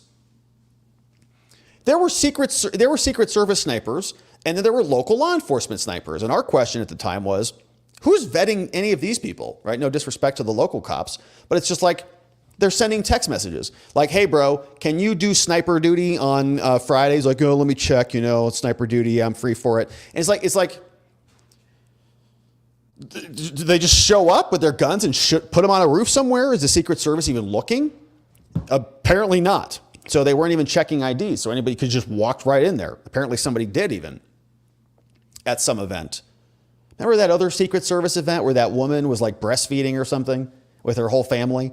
Anyways, in August, Hawley asked for information about this person and about people who were placed on administrative leave, but hasn't gotten answers. Now, the report also says that they were denied additional manpower resources. Wants to know why. They said all resources were approved for Trump, but according to the whistleblower, they say no, they were not. They were denied. Another whistleblower says the DHS agents assigned to Butler also got inadequate training, right? They just put like the dumbest people they could find from Homeland. Everybody who flunked out of Homeland school, like just put them on the Trump detail. Yeah, we don't want to fire them, just put them over there. There's also new whistleblower allegations, several new ones. The lead agent responsible, including the rally, failed a key examination during their law enforcement training to become a Secret Service agent and was known to be a low-caliber agent. It's terrible. Someone's dead as a result. It's not funny.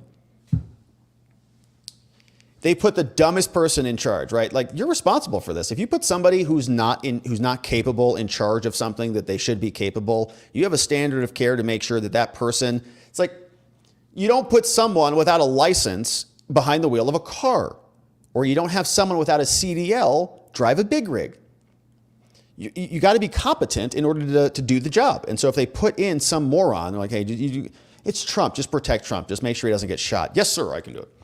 Secret Service intelligence units, teams of Secret Service agents paired with the state were absent from the rally, and the hospital site was also poorly secured. The Secret Service site agent responsible for hospital security did not even know what's going on. Trump could have been taken out at the hospital. So a lot of questions. Who made the decision to deny counter-sniper coverage? Who was responsible for approving communications? Who within the Secret Service created and communicated with law enforcement partners? Did any law enforcement agents abandon their assigned posts, and why? Why were resources requested at the rally? And were these resources requested? What was Crooks's motive for the attempted assassination? What did he say in his encrypted messaging applications? He says 2 months now have elapsed since Trump was nearly assassinated, and the American people still know way too little about what happened. Instead, it's been left to courageous whistleblowers to get information from the whistleblowers, not from our own government. It says if left alone, these agencies are not going to reform themselves. They're going to continue to stonewall and obfuscate the truth. In the months and years to come, Senator Hawley will continue to fight to hold everybody accountable. And so there's a nice appendix here on the J13th timeline and events from Senator Josh Hawley. And that's the assassination attempt on J13.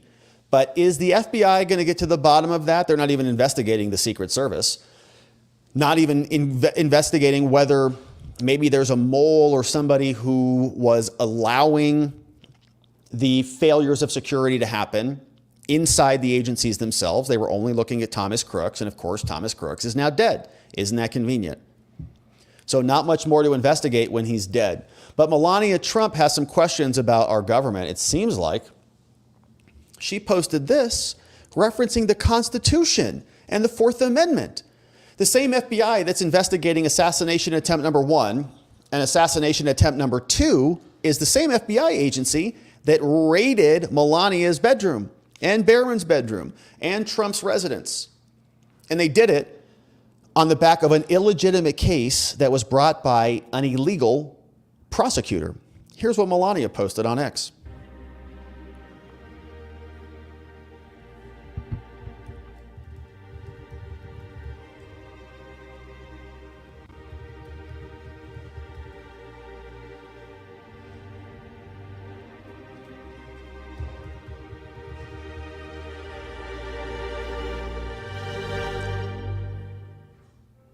I never imagined my privacy would be invaded by the government here in America. The FBI raided my home in Florida and searched through my personal belongings. Yep. This is not just my story. It serves as a warning to all Americans, a reminder that our freedom and rights must be respected.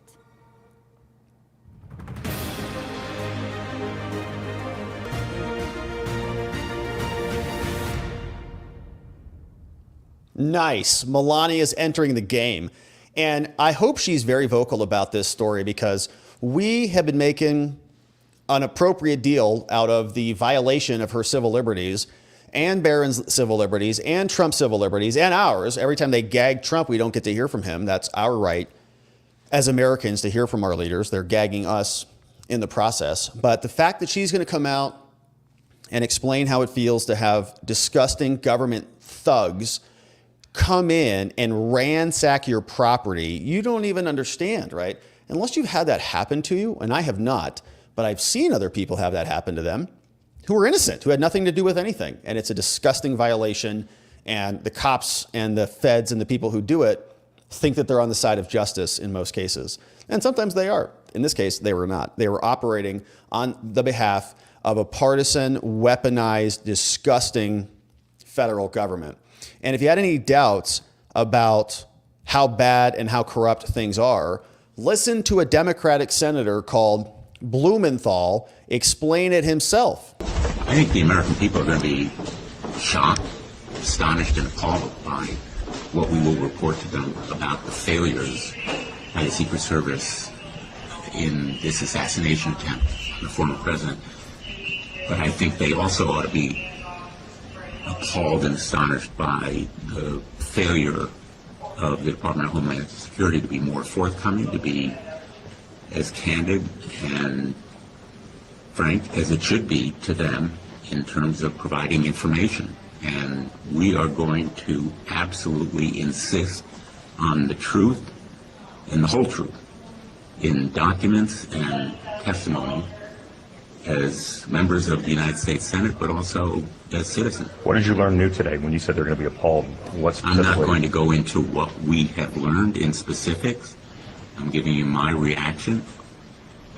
And we will have a report very, very soon that I think will absolutely shock the American people, or it should, about the lapses and lags in the protection that was afforded that day and the breakdown in communication, failure in responsibility. Is that report coming today or tomorrow? I'm sorry? Is that report coming out tonight or tomorrow? No. Report's not coming out anytime soon, but I imagine he's right. We are going to be shocked and appalled when it is released, because they have been obfuscating, obscuring the truth for months now. They don't want us to know what happened, which is there was, in my opinion, complicity to enable the death of Trump. And the cover-up is underway right now. They deleted or never recorded any audio from the event, just like they deleted the January 6th text messages, because the FBI knows if we see it, we'll be disgusted by what they're doing, what the Secret Service is doing, what Homeland is doing as they continue their political prosecutions, and now enablement of death against their political opponents. And so, my friends, it's been a beautiful stream. If you're just joining us, we covered some good ground today. We went through the full criminal complaint of Ryan Routh, who is the new second attempted assassin of President Trump. Read through that full document that was drafted by the FBI special agent, Mark A. Thomas. We also went through the full press briefing that the AP recorded for us that took place in Florida today. A bunch of people were there. U.S. Attorney, we had the FBI Miami was there, the local sheriff was there, and Acting Director Ronald Rowe was there. And then we went through Senator Josh Hawley's whistleblower report that was dropped from his office, which provides some more details on what happened on January 13th. And now, my friends, it's time to hear from you. Let's see what you say about all of this. I see some great donos. Thank you so much for sending these in. Thanks for bearing with us as we have some construction being wrapped up here. We had a pipe burst, which is why we're here. We're not in our regular studio shop, but we had a pipe burst, explode, water everywhere. I don't know if it was the J6 pipe bomber. I don't know if it was Christopher Wray or Liz Cheney or whatever was crawling around in our pipe tubes here, but it's being repaired. The wall is going to be so dry as soon as they're done here. And we've got baseboards that are coming in next, and then paint, and hopefully we'll be done this week. And then we'll be back in our studio, maybe, if we can get it done. But thanks for being here, my friends, and thanks for bearing with us as we go through it. But my friends, we had some great donos and some great comments in the house. What's up? Corrections 101 is here. Corrections 101 says, you've been here for 3 months and we already have 2 assassination attempts in the first trimester. It's rough. It's rough. It's been a rough trimester. This kid's going to need therapy for sure. Hey, Sheila Poo. What's up, Sheila Poo? Thanks for bringing in 10 new membos. Welcome aboard, new membos. Great to have you. Sheila Poo, thanks for bringing them in. New membos, we'll see you tomorrow on the members-only stream. And this morning, we had a great members-only stream where we were talking about all the details in our new research file that we've created for the Trump assassination attempt second charge. So if you're a new membo, we went through all that this morning. So check that out if you're a membo. We also have Sheila Poo reminding us to smash that like button. Thank you, Sheila, for the reminder. And my friends, listen to Sheila. She knows best. What's up, Alpha She-Wolf? Hey, it says same FBI that raided Mar-a-Lago is now investigating everything. That's exactly right. It's the same people who set up Trump collusion hoax 1, Trump collusion hoax 2, raided his house, enabled Jack Smith to investigate multiple crimes. Yeah. We're not that enthusiastic about their results. We don't have a lot of trust or faith in them at all. Hey, what's up? Milton's BMI. Milton's BMI says, why do you wearing an extra small shirt? We love shirt comments here. And every time we get a shirt comment, you know what happens? Shirt sizes go down one size smaller. Oh, so wait till we get here tomorrow. You think this is a small shirt? Wait till we get back here tomorrow, baby. It's going to be an extra medium like you've never seen. We got this one from Sean. Sean says, hey, question, where did he get the gun? It's a good question. I don't know. The serial number was shaved off. It's probably Dick Cheney, if I had to guess. Was that Dick Cheney's gun? Where did he get the info on Trump's location? who were his foreign contacts that he solicited? All good questions. Hopefully we'll get to the bottom of it. Who was on his cell phone? This morning we talked about the fact he gave an interview with Newsweek. He actually went over to Ukraine and was there in Ukraine. And so we're thinking to ourselves, wait, does he have warrants out? Like, are all those criminal charges closed? Does he have any outstanding warrants? Was he allowed to come in and out of customs with active criminal warrants? And the FBI wasn't looking into this. And we were saying, quite frankly, he maybe should have been under their scrutiny, but maybe they were too busy trying to find some Russians who wanted to fund some podcasts in America. They're so busy with that one. Hey, what's up? Patriot Rob is here. I still want to know why the day after Cheadle testified in front of Congress was Crook's bodies cremated. Yeah, 10 days later. It was crazy. It was the same day that Congress announced the task force. We noticed that. Same exact day. Was it the same day Cheadle testified or the day after? Congress, Jeffries, and Mike Johnson come out, and we're going to join hands, and we're going to create this new task force to investigate this. Meanwhile, Christopher Wray and the FBI, they're like pouring gasoline all over the body, lighting it on fire. Good to see you, Patriot Rob. This one from Robert the Great. It's a great name. Says, hey, Mr. Robert, I'm not sure if this is true or not. Can you please look into this? Ryan Wesley Routh and Thomas Matthew Crooks are both in BlackRock ads at different times. Thank you. I think that is true. Yeah, I think that is true. I don't know if they're officially BlackRock ads, but yeah, they're both in different, propaganda pieces, commercials.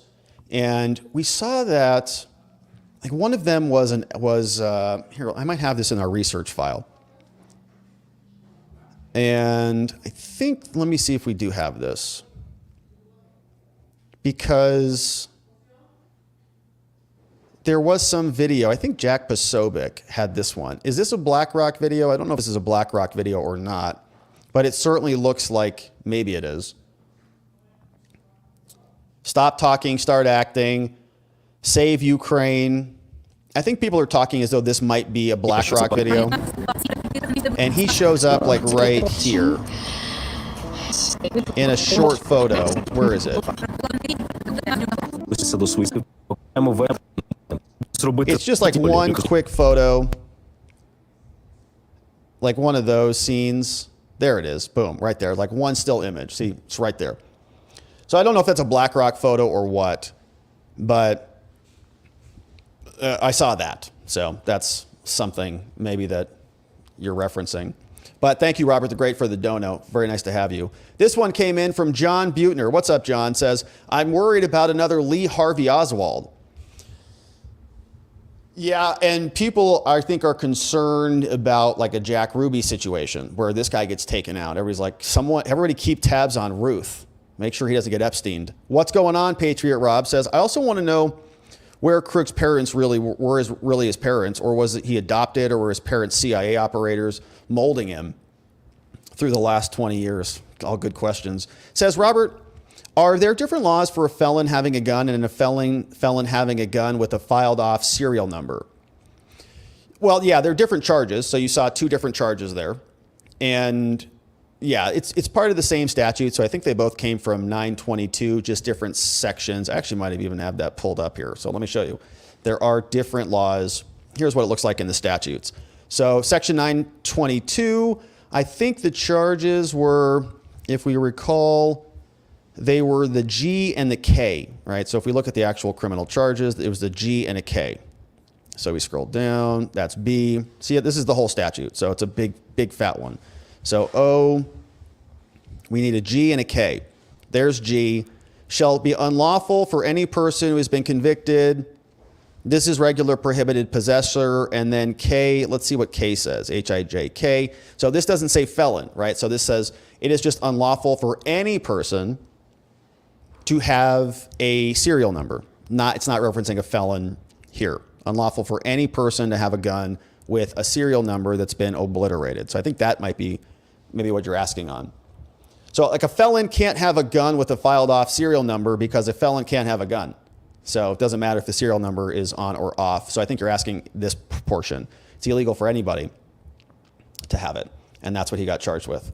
What's going on? Sheila Poo A million hugs to you. 5 more membos. Sheila, thanks for bringing in 5 new membos. You're amazing. You rock. Ollie is bringing in 5 new membos. Thank you, Ollie. Welcome aboard, 5 new friends. Great to have you. We got Better Ask Matt says, hey, what's up, Better Ask Matt? It's good to see you. Says, an indigent world traveler. A likely story. Yeah, this guy flew to Ukraine, $3,000 a month. He had some company where he was building like these camp boxes, he called them. These little shacks where he would build for people, I think in Hawaii. But had enough money to fly all over the place, apparently. Traveled a lot. Thank you for that, Better Ask Matt. Hey, one old guy's opinion says, are they going to give him a Harvey bedtime special while waiting for a fair and speedy trial? Good question, one old guy. Sheila Poo says, how is he able to afford all the travel to Ukraine? Back and forth from Hawaii, etc., if he's indigent. Probably CIA, I guess. I mean, I don't know. I don't know who's funding that. If you want to go over and fight for Ukraine, will they just pay for you to go over there? I'm sure there's a lot of money. Speaking of the money, Sheila Poo says, follow the money for Ruth. There's a lot of it. You can tell. Hey, one old guy says, has anyone seen or heard any of the videos of this would-be assassin? Does he make you think of Gary Busey? And you expect him to say buttered sausage while he is talking? So, yeah, he does have a Gary Busey vibe. Gary Busey. That guy's crazy. I like Gary Busey. He seems like he'd be a lot of fun. Ollie, what's up? 1 membo coming in, courtesy of Ollie. Thank you, Ollie. Welcome aboard, new membo friend. And this one from Buddy305 Love. Says, the club is located in a public neighborhood. It's along Kirk Road. Very easy to hop the fence and walk onto the course. A lot of foot traffic and vehicle traffic in the area. Am not surprised he was spotted. Yeah, so that witness saw him kind of running out of there. It looked like it, like the sheriff's office is right there. There's a bunch of stuff. It's in a busy area. It's like Florida. So thanks for the details. Yeah, and I obviously haven't been there, so it's hard to get a vibe for it when you're not physically there. One old guys says, can anyone trust anything they say when Homeland and the DOJ are led by openly partisan sycophants? No, it's hard to trust the FBI on anything. It'd be nice if we could, but we can't because they're corrupt. Thank you, one old guy. More Here is a new membo. What's up, More Here? Thanks for becoming a new membo. We'll see you tomorrow on the members only morning stream. We got one old guy says, the only punks I see are the feds at this press conference. My mistake, he said assets. I thought he was calling himself out. We see what you did there, one old guy. We got this from Sheila Poo says, highest level of protection in comparison to what and to who? I doubt he has all the protection he needs. He is the highest at-risk person in the world. Yeah, I would agree with that. I mean, it sounds like they should give him that next level of protection, which would be that presidential level protection. But they don't want to do that. You know why. Hey, what's up? Angie Warren says, it was a setup. 16 months as a membo. Thanks for being a membo for 16 months, Angie. We appreciate that. Thanks for being here. America, fight, fight, fight, you say. Sheila Poo, 5 more membos, courtesy of Sheila Poo. Thank you, Sheila. Welcome aboard, new membo friends, courtesy of Sheila. We got one old guy's opinion says, other protectees are not running for president. Mayorkas is a sycophantic loon from the deep state. Ryan Gary Busey Routh is an MK Ultra CIA agent, just like Lee Harvey Oswald, from one old guy's opinions. Hey, David DeHart says, I live near Greensboro, North Carolina most of my life, where the lunatic wannabe lived. High Point, North Carolina. It's the furniture capital of the world. That's interesting. Did you know him? Furniture capital of the world. Do you get good deals on furniture? Like, does everybody live in just ensconced in beautiful furniture there? In Greensboro, North Carolina. Sounds fun. Hey, what's up? One old guy's opinion says, bro called Trump the president. Then verbally put on a MAGA hat, from one old guy's opinions. Cheryl says, what's up, Cheryl? 5 membos gifted, courtesy of Cheryl, a membo, bringing in 5 new membos. Thank you, Cheryl. We got Elf in the house. What's up, Elf? Elf is bringing in 5 more membos. Thank you, Elf. And welcome aboard, new membo friends. More Here is also bringing in some more membos. Thank you, More Here, for becoming a membo and bringing in 10 of our newest membos. Grateful for you. Sheila Poo says, How about stop calling Trump a threat to democracy and a racist and Hitler? It might help stop the attempts on his life without their rhetoric, if they would do that. But what else would they say? If Democrats couldn't say Trump was a danger to American democracy, what else would they say? They wouldn't have anything else to talk about. Jennifer in the house. What's up, Jennifer? Thank you, Jennifer, for bringing in 5 new membos. Welcome aboard, 5 new membo friends. Poppy, what's up? Poppy is bringing in 5 more membos too. Thank you, Poppy, for bringing in new membos. We got so many membos coming in. And Bruce Rice Baby is here. 10 new membos coming in the house. Thank you, Bruce, and welcome aboard, new friends. So many new membos in the house. One old guy's opinion says Secretary Mayorkas is behind it, and since he answers to the Biden-Harris people, all 3 and count 1 more ruby slippers, A.G. Merrick, Judy Garland are behind it all. From one old guy's opinions. Esther Shugart says, can Trump supplement his Secret Service team? That's a great question, and I would think that practically he does and can. Like, I'm sure he's got club security, right, at his different locations, or are building security. So they're protecting him along with the Secret Service. I think the question is, how do they interface? And I'm sure the Secret Service doesn't want other people with them. You know how it is in those cop movies. So they all come in there and are like, get out of here. It's my jurisdiction. That type of stuff. Hey, what's up? America's Son is in the house. Says, both Crooks and Routh were in BlackRock-sponsored videos. What are the odds that 2 of the 333 million Americans just so happen to be in those videos? That is a real big coincidence. They're both in strange videos for sure. And I don't know if that second one, the one that we just played, was a BlackRock video or what, but the Crooks is a little bit more interesting because Crooks seemingly had really no social media profile at all. But this guy has a big one. What's up, America's Son? Gordon Beaton in the house says timestamp on Ruth's Ukraine video was June 14th, 2022, the birthday of Trump. Ooh, that's a weird one. Weird numerology numbers there. Hey, Liberum X. What's up, Liberum X? Says, Rob, the 2030 agenda, communism is at our door. Ready, fight, fight, fight. It is. Communism is right there. You can smell it. It's disgusting. Glenn Croy. What's up, Glenn? 5 membos coming in. Thank you, Glenn, for bringing in 5 membos. Something just flew into my eyeball. But it's great to see you, Glenn. Thanks for bringing in 5 new membos. And Patriot Rob says, your little brother called. He wants his T-shirt back. Oh, well, my little brother is no longer with us. Rest in peace, Eric.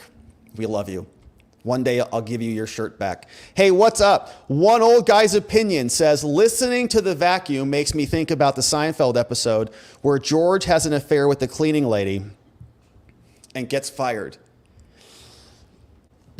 Are you not supposed to do that? Was that wrong? I got to tell you, if I knew that had been wrong, I wouldn't have done that thing. But I got to claim ignorance on this one. I didn't know. All right, thank you, one old guy. I think that's the episode you're talking about. I may have watched Seinfeld before. But, my friends, thanks for sending those in. We had some great comments also over on locals. What's happening with our locals, friends? Let's cue this up and see who's joining us. Thank you to one old guy for sending that one in. And what's up? What's up? Hey, what's going on? We had some friends over on the locals, and Milo Phone Bill is over there. What's up, Milo Phone Bill says, the golf game was last minute.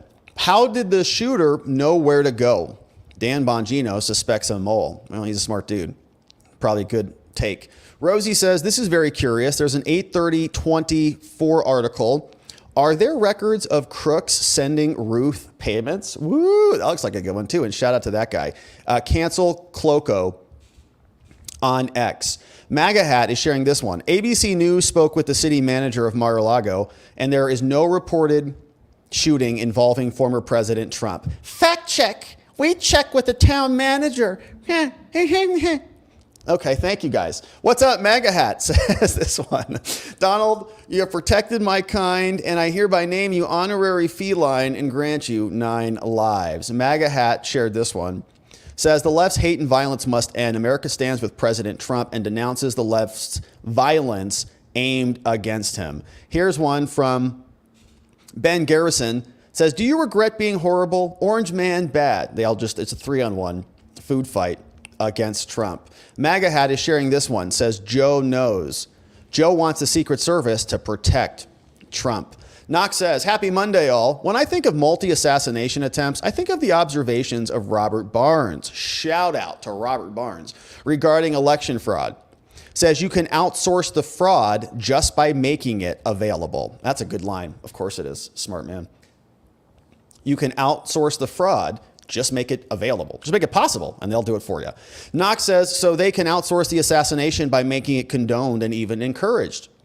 Yeah, all day long. And this is also the law of big numbers. Okay, if you have 330 million Americans, there's definitely going to be one, and we did the math on this. Divide that by, 1% are like crazy. 1% of those 1% are capable of firing a gun. And then 1% of those people will actually do it. And it's like a few hundred people who are like actively out there doing it. And that's being generous to the numbers. So you just have to create the environment and somebody is going to at least take a shot at it. What's up, Husky Mom? Yay, today, 1 year. 1 year anniversary. Husky Mom, happy 1 year anniversary. Thanks for being a member on Locals. We've seen some serious business here. Hopefully we see you for another one. Knox says, potential chain of custody issues as well as probable cause. Dude left all the instrumentalities of the crime. Unless someone can ID him, running by clothing and height, it's all could be suppressed. I would move for such as his counsel. I was thinking about that, Knox. And I made that comment about, so they got like one witness and he's like running away. Did they get the right dude? Can the witness, this is an ID type of situation kind of a thing? But I'm sure, yeah. And then they could connect him with maybe some DNA and all the other things. He was touching the gun. The camera was his. Maybe he's got some recordings of him with the gun.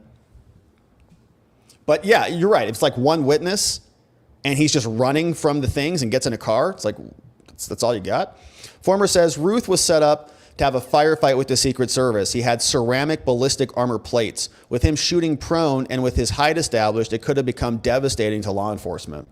Yeah, I think that's what we saw, those hanging on that chain link fence. Rick Donner says, I wonder if Judge McCabe, any relation to Andrew McCabe? I thought that too. Good question. That was the FBI guy. Bad news. Knox says, nice that an indigent defendant can go to Ukraine and back several times, purchase a very expensive weapon, drive around the country. This is sketch as F. This old guy says, Routh is going away for the rest of his natural life. This fact is going to sink in sometime in the next 24 hours, and I predict he's going to be a very unhappy camper. Knox is talking about the Navy just introduced a gender-neutral submarine. Wow. And talk...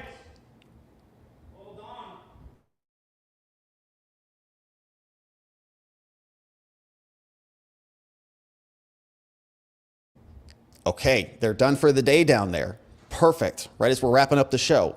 So, excellent timing. I can't wait to see how amazing our drywall looks. Man, they're so good. We love our drywall guys. Shout out to our drywall brothers and sisters out there. You guys rock for making our walls nice and dry after they're wet and not a wall. This old guy says Ronald Rowe is doing his best to be the coach at halftime, getting his team fired up for the second half, and making sure he has a coaching job next season. NY says the Secret Service was lucky again. An impromptu outing is the perfect scenario for using a drone. They didn't. They could have asked local law enforcement to patrol the perimeter, but they didn't. The only reason the guy is caught is because the citizens took a picture. Rubos in the house say, so if Routh was hanging around the golf course in case Trump showed up and tipped off when he was there, were there assassins stationed at other places that Trump may have chosen to go yesterday? Very good question. NY says the buck stops where? Biden didn't fire anyone. The Secret Service head was allowed to resign. The Secret Service failure needs to be squarely on the Biden administration. Funny how no one asked Harris about that during the debate. NY says, Rob, obviously your shirts shrank from the pipe bursting and getting your clothes wet. That's one excuse. I guess I'll take that one for the day. Boopsy says, I missed most of this. Who was the witness and what was he or she doing there? And how did he or she know he was a shooter if he left the gun in the bushes when he or she saw him to run to his car? All great questions. Neuro says, hey, Rob, don't forget to do a sweep for listening devices after the contractors leave. Hopefully they're not here listening to that. You can never trust the feds. No, we will. Yeah, there's probably an FBI agent. That one guy was asking me a lot of questions about Trump and about Russia and stuff like that. He's like, have you ever been to Russia? I'm like, what? What are you doing here? I thought you were here to repair the drywall. He's like, yeah, but what? We are. Sure, we are. He's like, but what are your thoughts about Putin? I said, this is weird. What does Putin have to do with the drywall? He says, I'm just curious what your position is on Nord Stream. I said, all right, I got to go. M. Jank says, hey, Robert, how much are you on the national popular vote interstate compact? Do I know about it? I think I know about it. That's the one where the states would basically give up their sovereignty, and however the national popular vote goes, the state would go. It's like suicide for states. That's why the Democrats love it. Yeah, it's really evil. It's a back way for the Democrats to destroy the Electoral College. We need to talk about this, please. Well, thank you for bringing it up, M. Jank. I don't think it's going to go anywhere this election cycle. I don't think that they're going to be passing that, but hopefully we're right about that. M. Jank says, here's a tip from my last text. Thank you for that, M. Jank. NY says, the feds have ways to make you talk without leaving marks. And Jester Bob says, did Ruth declare that he is not suicidal? Yeah, good question. Apparently he invoked.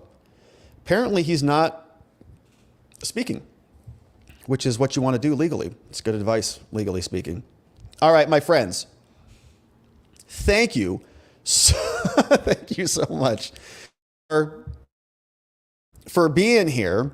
And Patriot Rob says, hey, so sorry, Rob. I totally forgot about that. No, it's no problem at all. It's no problem at all. I just, kind of made that one sting a little bit just to be a rude punk about it. But thank you, Patriot Rob. Hey, what's up? I understand. I know you didn't mean anything by it, but it's a funny comment. But Joey actually wears bigger shirts than me, right? He not because I wear extra small shirts, but he kind of likes them extra large. And speaking of Joey, we are going to go celebrate Joey's birthday tonight because he's now going to be 38 years old. Absolutely crazy. He's getting old, man. Just like me, he's catching up to me. So we're going out and we're going to be celebrating Joey tonight, and we're excited to do that. So let's see what else we've got in the house, my friends. On the day, a couple of good comments. What's up? Jester Bob is here. And let's check X before we wrap it up. Let's say hello to our friends on X. And then we're going to go over to locals for our members only after party and debrief. So come on over and join us if you want to say hello over there. Hey, what's up? Fred Petamonte. What's up? Batorn is over on X. Swajop. Angela. It's great to see you. Rebecca is in the house. We got Terry Galvin. Dwight V says, I'm surprised YouTube hasn't booted you yet. Yeah. Well, they did. They did a long time ago. After January 6th, they demonetized the whole channel after January 6th.